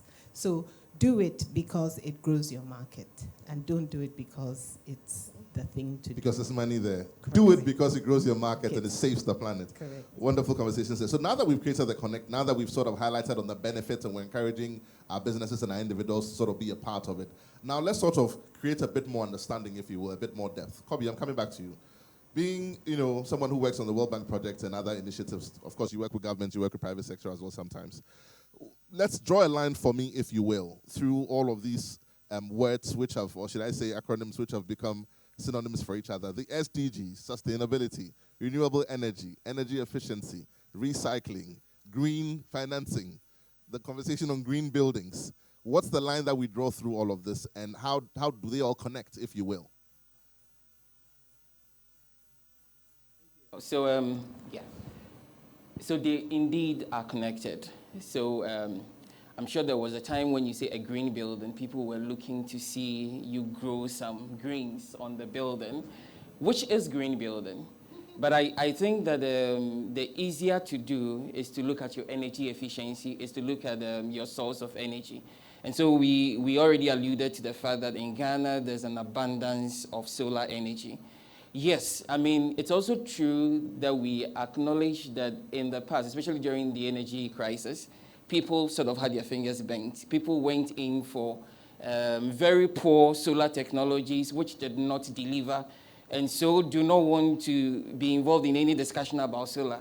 Well, it just points out that there's an area for building capacity, helping people to appreciate what indeed works. And I'm sure that's how come GCIC and others come in, some kind of technical assistance where we're able to guide people to understand what really works and what works for you.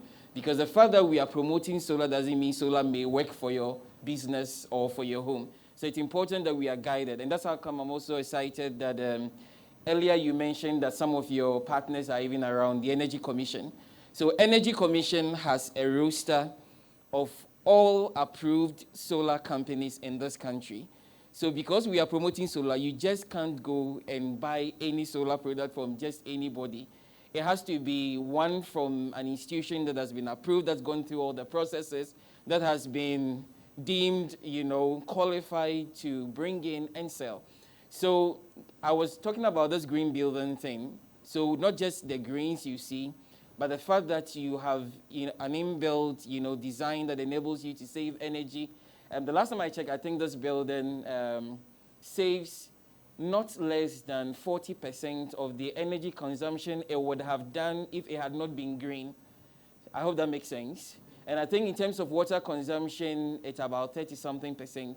So the technology exists for you to be able to integrate green initiatives into your project design. And so you just also have to find the right people to talk to so they can give you the right advice. Now, on the government side, we, as the bank, the World Bank, gives loans to government. We deal directly with government. But of course, we do have some private beneficiaries through government agencies. So what we also do is to try and, push this agenda. So before any project is even approved at the World Bank, you have to go through a climate and disaster risk screening. You have to prove to the board that this project has been designed in a way that is going to be resilient in the face of, disasters and climate change and all of that. And you also need to also, demonstrate to the board that your project indeed aligns with the Paris Agreement of 2015. So now we have what we call the Paris alignment. So what they've done is to develop tools that enable you to assess your project, try and enhance the green features of the project even before the board would approve such projects. So probably that's just what I'll say for now. On the back of that, let me just ask us quickly that how, for example, would a business or someone who's conducting an assessment measure the success of sustainability initiatives for investments made by a business or an SME? So sustainability is big. It goes beyond green. Now, for a bank like CalBank, if we go sustainability, then we are not just looking at the green, we are looking at the social, we're looking at governance. And in a bank like CalBank, your governance is best handled by your HR, compliance teams, and all of that. There are already metrics for measuring the success of how well an institution is being governed.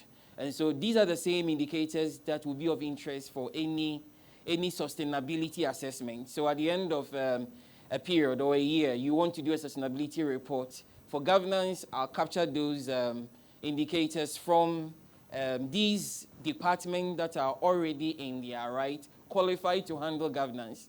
And then I'll go to the ENS people, try and understand the extent to which they are exposed to ENS risks associated with the activities that they are financed and all of that. So the indicators are easy to develop. And the idea is that you also want to develop indicators that best fit what is within your scope. So you would hear of a lot of metrics in the system that report on ESG, that report on sustainability. If you do a deeper research into their methodologies, you realize that they are all influenced by what is important to them. So it's always key that we also look at what really is of paramount interest to an institution so that in developing your metrics for reporting, you are capturing data that helps you tell your story. It makes it easier, and then together you're able to build a picture of your commitment to sustainability and the green agenda. I like that you talk about the ESGs, and I will come to that shortly. I will take also a comment from the Energy Commission, from our friends from the Energy Commission. But Peter, let me ask you this, maybe Peter or Jifa, whichever one of you. How important is it for a company or for a business or an SME who's deciding to be part of this conversation today to understand the place of the ESG in their process? The word that jumps at me is responsibility to the process. Okay, so I think for most of the SMEs that we work with, we try to be, what should I say, a little deliberate about introducing them to that conversation.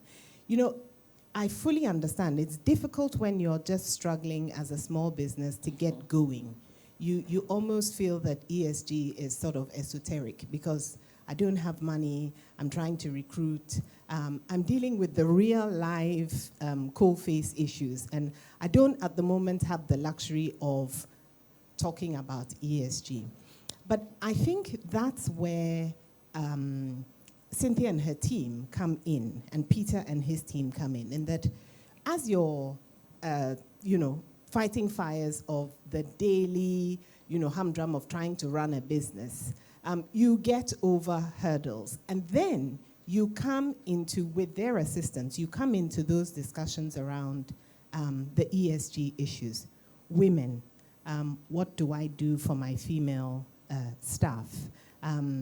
what do I do in terms of where I'm sourcing my energy? What am I doing about emissions? Where is my wastewater going? And you then come into those discussions around how you can obtain financing to address those specific issues. So the financing that they're offering is not just about getting a solar panel. There's also the TA aspect of it, the technical assistance, which is to support you to get the best solar technology, to see what programs you can have which are sort of gender friendly. And I say gender because I think, we've all used it's all become a little haggard when you talk about women empowerment. It's gender. I mean, both males and females in your organization should be supported. So I think that's where Peter and Cynthia's products come in just starting the conversation with the SME to say, listen, I know you're, fighting fires every day, but beyond this, there's a bigger conversation which actually benefits you commercially. So let's talk about ESG because your clients will like it. Yeah. So, Peter, I don't know if there's anything. Okay, so, yeah, go ahead, Peter. Go ahead. So just to add, maybe from the point of view of the SMEs and then from the point of view of the bank. So I see it as a continuum where it starts with green, which is a subset of sustainability. Exactly. I think that we are making some decent gains with the green conversation. And I would say we are gradually touching the surface of sustainability when it comes to the SMEs in Ghana. It's still a bit abstract in most of their minds because we have, 2.1 million SMEs in Ghana. Majority of them are in the small, micro level. So most of them are focused a lot more on running their business on a day, as opposed to looking at audacious things like sustainability. But I think that we would get there. And once we are making progress with the green conversation, would gradually move into the sustainability, which is a bigger umbrella, and then drive that. Now, from the bank's point of view, we've been quite deliberate. We have a women's banking arm, which for me is a key part of the conversation that we said earlier on. And the objective is to empower women entrepreneurs and women-owned businesses. And it's on the fact that we have about 40% of SMEs in Ghana owned by women. But when it comes to accessing financing, there's a bit of a disconnect in terms compared to their male counterparts. So the bank is deliberate about bridging that gap and empower women, capacity building conversations, business-to-business engagement. So that's how we are trying to bridge the gap. But on the SME side, I think we have a bit more to travel to get more gains on that sustainability. Right. Cynthia, let me just ask you very quickly, what has been the response like where, with our customers, we offer the technical assistance after they've approached us and we started the conversation? Has it been positive? Has it been relevant to their businesses? Well, so far it's been very positive, and we have a number of companies coming on board. We actually have some projects in the pipeline where a company is looking to produce shoes from plant-based fiber. And we have a company that has actually assessed the grants, the 10% grant from EU, to reduce the debt burden. So the response has been, I think we've moved away from the rhetoric of the awareness to actual implementation. But we are open for more businesses. We have a lot of funding available. Yeah, there is a lot of help, even technical assistance as well. And so there are more and more incentives for businesses to be a part of this conversation. Let me just take a few comments from our friends from the Energy Commission, if you will. What's the posture or position of government in creating an enabling environment for all of these conversations to thrive? I'm a business owner, I'm an entrepreneur, I'm listening to this conversation this morning, and I'm thinking, okay, what's the government doing to help me to be relevant in this conversation? Peter just mentioned, I've got a loan from the bank, they're going to call me end of month, it's the 27th today, I have to pay salaries, I'm thinking of XYZ. What's the government doing to help me? Yes, I think, thank you so much. I think for us at the Energy Commission, we have a policy objective to achieve. We are looking at 10% by the year 2030. We have, as a country, we have some commitment under the Paris Agreement. But mainly, if you are listening to me as a business, we are just there to provide that kind of quality assurance. I think Kobe have already said what Commission is doing. We want to make sure that what kind of service provider that you are engaging. You are engaging the real certified energy service provider, that you can be sure that whatever service that the person is rendering to you, the person has been trained, and whatever finance that you secure from the bank, you are sure that your system could last until you are able to repay the loan commitment. And also in terms of green financing, but it's good that CalBank is leading this conversation. in expanding the conversation. In fact, we hope that more other banks will join in the future. So that's our brief remark. Thank you. Before I take final comments from my panelists, are there any questions from my in-studio audience? Perhaps it's a question you want to ask, a clarity that you seek. I'm open to take for the next 2 minutes a few questions or comments. Yes, Mr. Sadiq Arthur is our head of risk here at CalBank. Thank you. Yeah. So the conversation has bothered more on SMEs, and sitting here as an individual, I want to know what's in it for me. What can I get from CalBank in terms of green financing? And this is for the other members of the discussion that are sitting here. Very wonderful question. What's in it for individuals? Cynthia, do you want to take this one? So let Cynthia start, and then Peter can come in. Yeah. I think in my opening remarks, I mentioned that it cuts across individuals, micro, SME, and corporates. So for individuals, we also have an offering.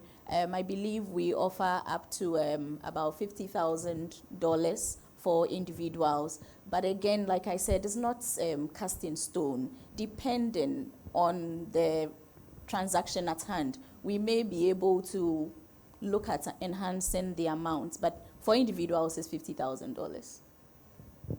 Spot on. And just to add on, so there's a minor addition we are trying to add on to the individual package, where we get, again, from what our friends from Energy Commission mentioned, we get certified providers to give us a package, which is something that you can actually choose. So there are various packages, various kilowatts of energy, and this is referring to the solar packaging.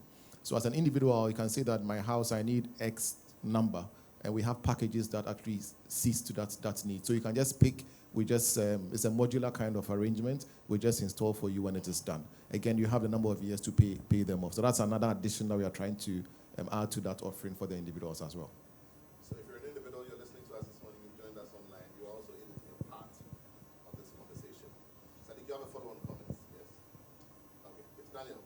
Daniel Apia is also our head. A question, just a quick one to, SLE Bank. yes, to Ruki and then Ruka. Sorry. My question is, there's been a lot of talk that we have a lot of technical assistance. Everybody's providing technical assistance. But then when you look at where our interest rates are inching towards as a country, and even as Africa in general, and the fact that it becomes very, very expensive for businesses and even individuals to take these facilities because they are long-term, is there the availability of funding which could be cheaper to make it easier to be able to embark on these green initiatives? Because we all want to go green. We want to save the environment. But then, whereas it becomes too expensive on the balance sheet of any business, then how do they access it? Typical case in point, you give a facility to a business now, something that we started about 6 months ago. His repayment was around 40,000. By the time we finished with the facility, because of the jump in the forex rates, it has doubled. Meanwhile, the business model itself has not changed. So how is he going to be able to pay? Unless there's a cheaper source of funding that says that, okay, we are giving you a grant, on lend at this amount of money, and grow the fund. So is it available? Is it there? All right. I think you raise a critical point. Unfortunately, at least 60% of the enterprises that we support, when they are looking for debt or equity, and they're successful in accessing that, a lot of that has actually been offshore because of the very thing that Joe's speaking about.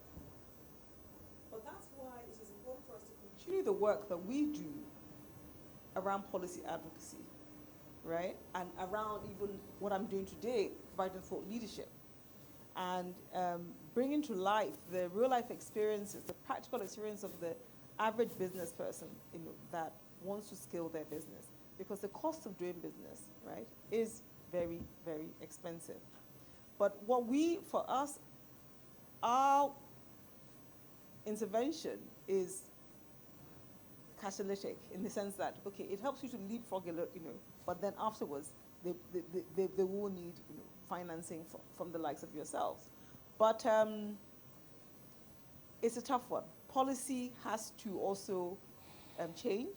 There are policy alternatives for a green economy that the government sector has to sort of like take on to make the cost of going green, the cost of that transition to low carbon pathways to reduce. I really look forward to the time when maybe only 10% of our enterprises are looking for, are accessing debt and equity outside of Ghana. They're accessing it in more developed economies, right? Where there is a lot more macroeconomic stability, right? At the moment, it is a challenge. But like I said, 5 years ago, 6 years ago, we were not in this room having this conversation. Such conversations were not happening. So I see a lot of good change happening. It's a trajectory. It's a journey that we're embarking on. And we will get there. We will get there. Right. Before I take those final comments, I have some comments on social media. This one is from James Whitley. James says, I believe that earlier in the talk, monetary benefits from carbon credits in Ghana was mentioned. I'm aware of a couple of carbon credit schemes in Europe, for example, the British Renewable Transport Fuel Obligation Scheme and the German Reduction Quota Scheme. Both, I believe, relate to the transport fuels. Which scheme was used to generate the monetary? Which scheme was used to generate the monetary return in example? Sorry, I'm not getting this correct. So the question becomes, there are these schemes available in Europe, but are there also these schemes available in Ghana? Which is what I was saying, Yeah, just to re-emphasize it for them. Yeah. Right. We're in the So, formative stage. sorry. Okay, I thought you wanted to add something to that. There's another question here. This one is from Derek Safo. Derek says, thanks to the incubators and acceleration programs, which is often funded by international organizations, Ghanaian startups struggle dealing with traditional financing institutions who often perceive startups like any regular customer, which is wrong. Then she goes on to say, shout out to Madame Ruka of the GCIC. She understands green financing. Okay, I'll take my final comments from my panelists now if I don't have any. Do I have any questions in-house? Yes, sir. Can I get a microphone over here, please? All right, I'd like to ask CalBank, basically from a different perspective. From the impression I get, sorry, the name is Joseph. I'm with CDBK. The impression I get is the financing seems to focus on physical projects or infrastructure, solar, at least from the impression I'm getting. What if the organization is tuned towards services, provision of services? How do they access your green financing? I mean, are there packages that will look into that kind of stuff? And the second question is, accessing loan is a difficult problem for SMEs, in Ghana. Do you foresee a future where the elements of green values that the organization is factoring in its processes would outweigh some of the usual things you ask for loans? That's a question to you. Then I'll ask maybe after to the World Bank. Basically, we know that you focus on dealing with governments and then, in quotes, later to private parties. Are there situations where a private individual or entity can actually access maybe the services or technical assistance from the World Bank, aid the government, and to be able to qualify for something like that? What are the requirements? Thank you. You want to start, Cynthia? Yes, go ahead. So our product is not only geared towards projects. We consider, I think I had mentioned that we consider a number of sectors. So we also consider services. We've actually financed the company Solar Taxi, which offers services. We purchased 1,200 electric bikes for delivery of food. I believe that falls under services. So it's not necessary, so long as we can make the case for renewable energy, energy efficiency, protecting the climate, then it would fall under our green finance product. There was a second question. Okay.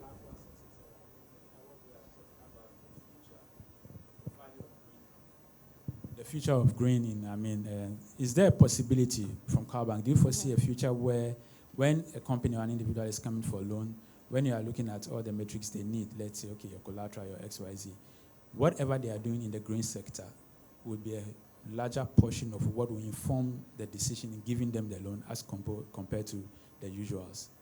Right. So I'm not sure it's about the future. It's actually something we currently do. It doesn't form a larger portion of it, but we consider that. So in doing our risk assessment and also looking at the ESM factors, so long as it is a project that we can make a case for, that it protects the environment, it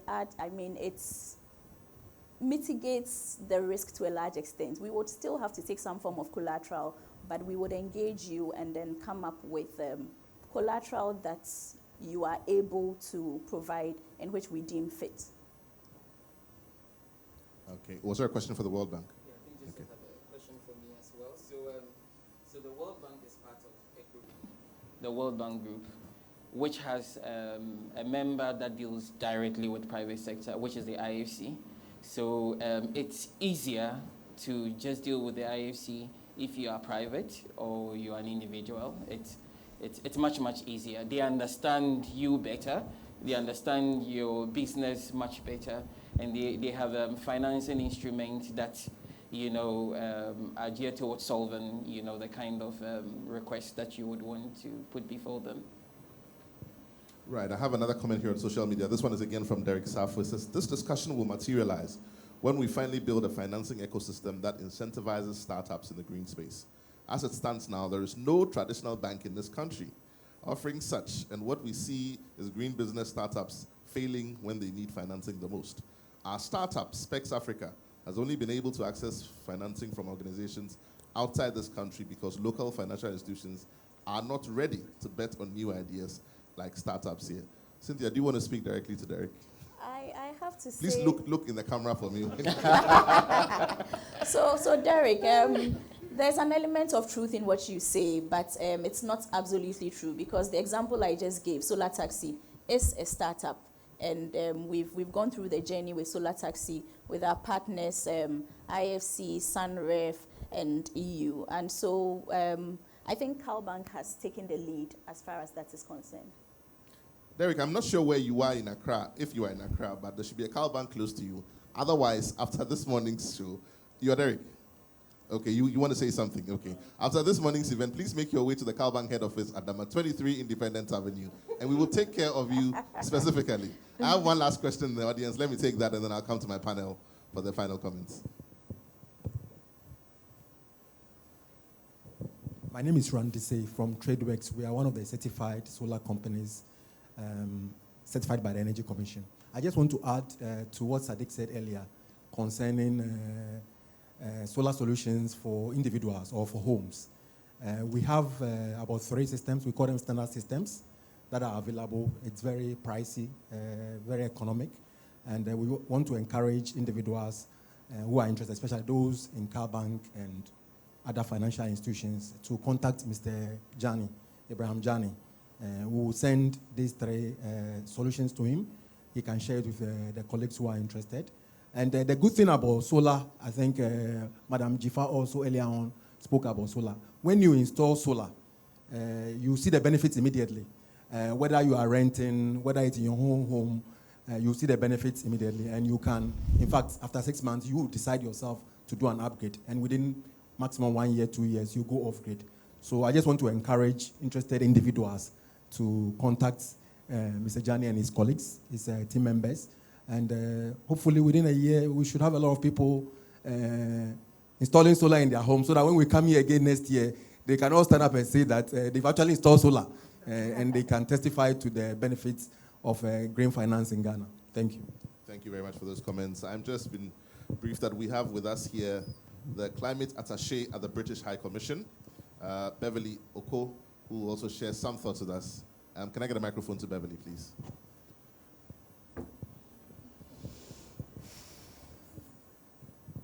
Hi, good afternoon, and apologies I was late. My name is Beverly Okoye, and I'm the Climate Attaché at the British High Commission. From what I experienced, this has been a very interesting conversation. I just wanted to make note that at the British High Commission, we do a lot of work on green financing. We've held a number of events on carbon markets and looking at opportunities of carbon markets, how you structure projects, how you qualify them, and how you get, and who are the off-takers that would be interested in your projects. So if this is something that you're interested in, please, I'm around and I'll stick around for a bit, and I'm happy to have further conversations on that. Thank you very much. Thank you so much. Climate Attaché at the UKGCC. We'll now take final comments from my panel. Cynthia, we start with you. Right. Thank you very much, Yao. I think this has been an interesting and insightful conversation. Like I said earlier, I believe that we must change our lifestyles. We must live green. CalBank, we live green, we finance green. And so in our individual capacities, let's take the decision to protect the environment for the future of the next generation. And CalBank is the leader in green finance. We are a phone call away. We have experts who can walk you through the journey together with our partners. And so let's start that journey together. Thank you very much. Thank you very much. That's Cynthia Minta, Head Corporate and Institutional Banking, CalBank. She was a panelist for this morning's conversation. We'll take our final comments from Ruka. Thanks, Yao. I think I would just like to thank CalBank and the UK Ghana Chamber of Commerce for hosting this seminar.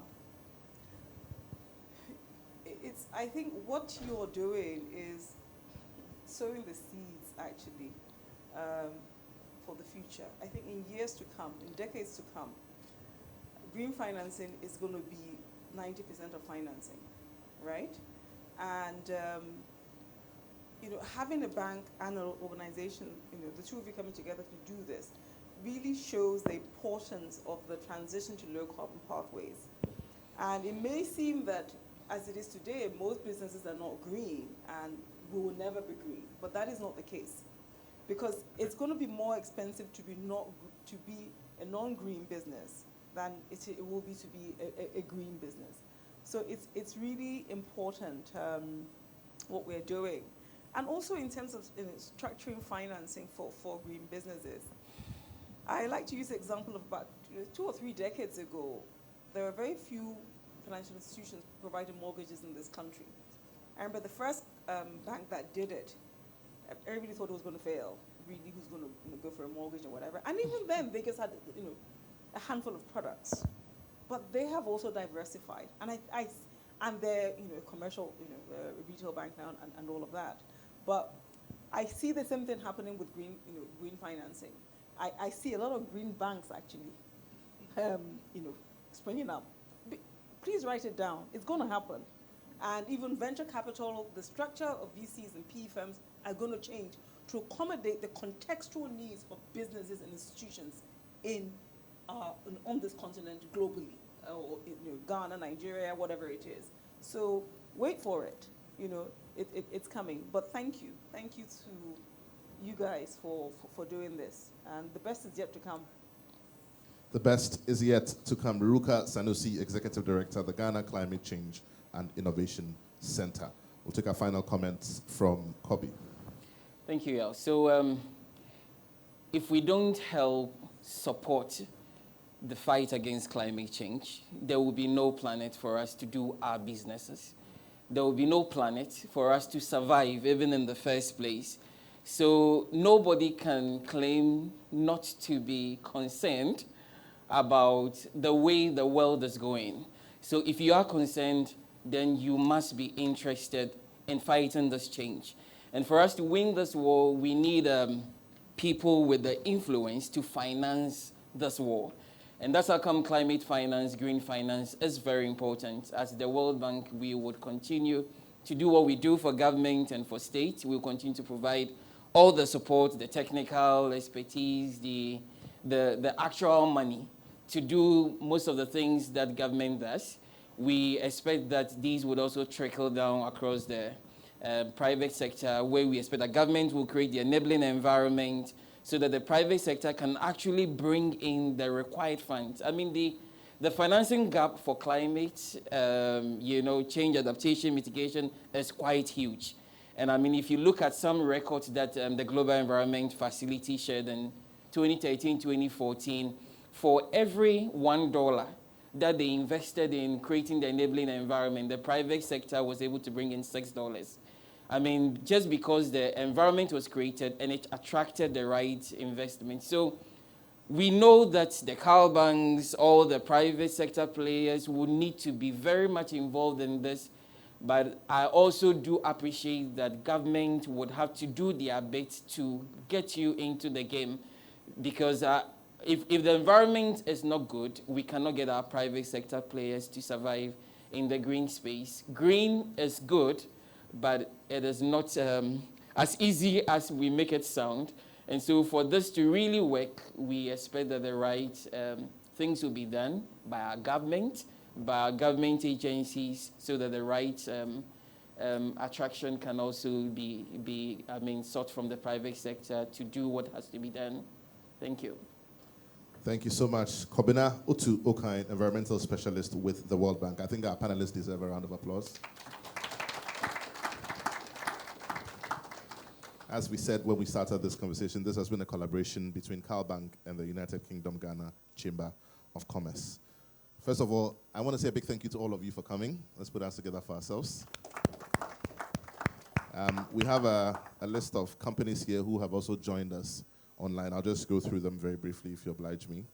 And once we're done with that, we will bring this morning's conversation to a close. So online joining us, we have companies under the business banking umbrella: All Star Ghana, Multiplier Engineering Services, Flowtech Engineering Company Limited, NISAF Enterprise, Solartail Limited, Volta Bottling Plant Limited, JM Ado and Sons Limited, Ijanu Limited, Jubeth Pharmacy, Clean Care, Touch Products, Eve Asa Company Limited, Galea Industries, Faniado Company Limited, 3ESL Company Limited, Oak Palm Limited, Enterprise Computing Limited, Springfield Fresh Ripples, Space Poly Products Limited, and St. Joseph's Plastic Company Limited.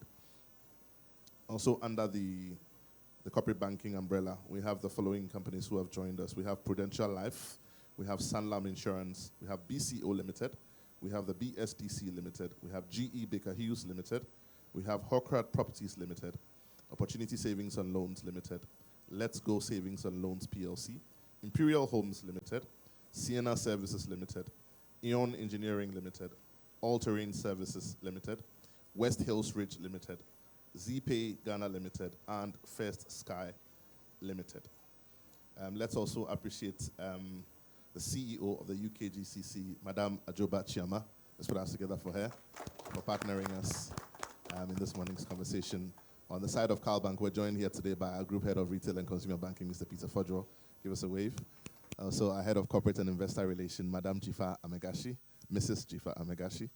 And of course, Cynthia, who was on our panel, sharing some wonderful thoughts with us. And all the wonderful people you see here in CalBank, we're happy to help. We're happy to have another conversation. This has been the 14th edition of the CalBank Green Conversation. Today we focused on green financing, and we are very grateful that you were part of this conversation. We hope that your businesses will become better for it. We hope that it has not just been a talk shop, like Ruka said, but it's the beginning of something that's going to become bigger and greater. And so until we come your way again next time, thank you for joining us, and we'll see you again next time. Have a good morning. Just also announce quickly to my in-studio audience that there is a photo op right after this, and a reception is set up right through the double doors behind me. Okay, otherwise on that side, in the corridor. Please don't be in a hurry to leave. Let's network, talk to someone, make a friend for business reasons. You never know. There are people in this room you'll never get to meet again. So take the opportunity, let's meet them. Thank you so much for coming, and have a good morning.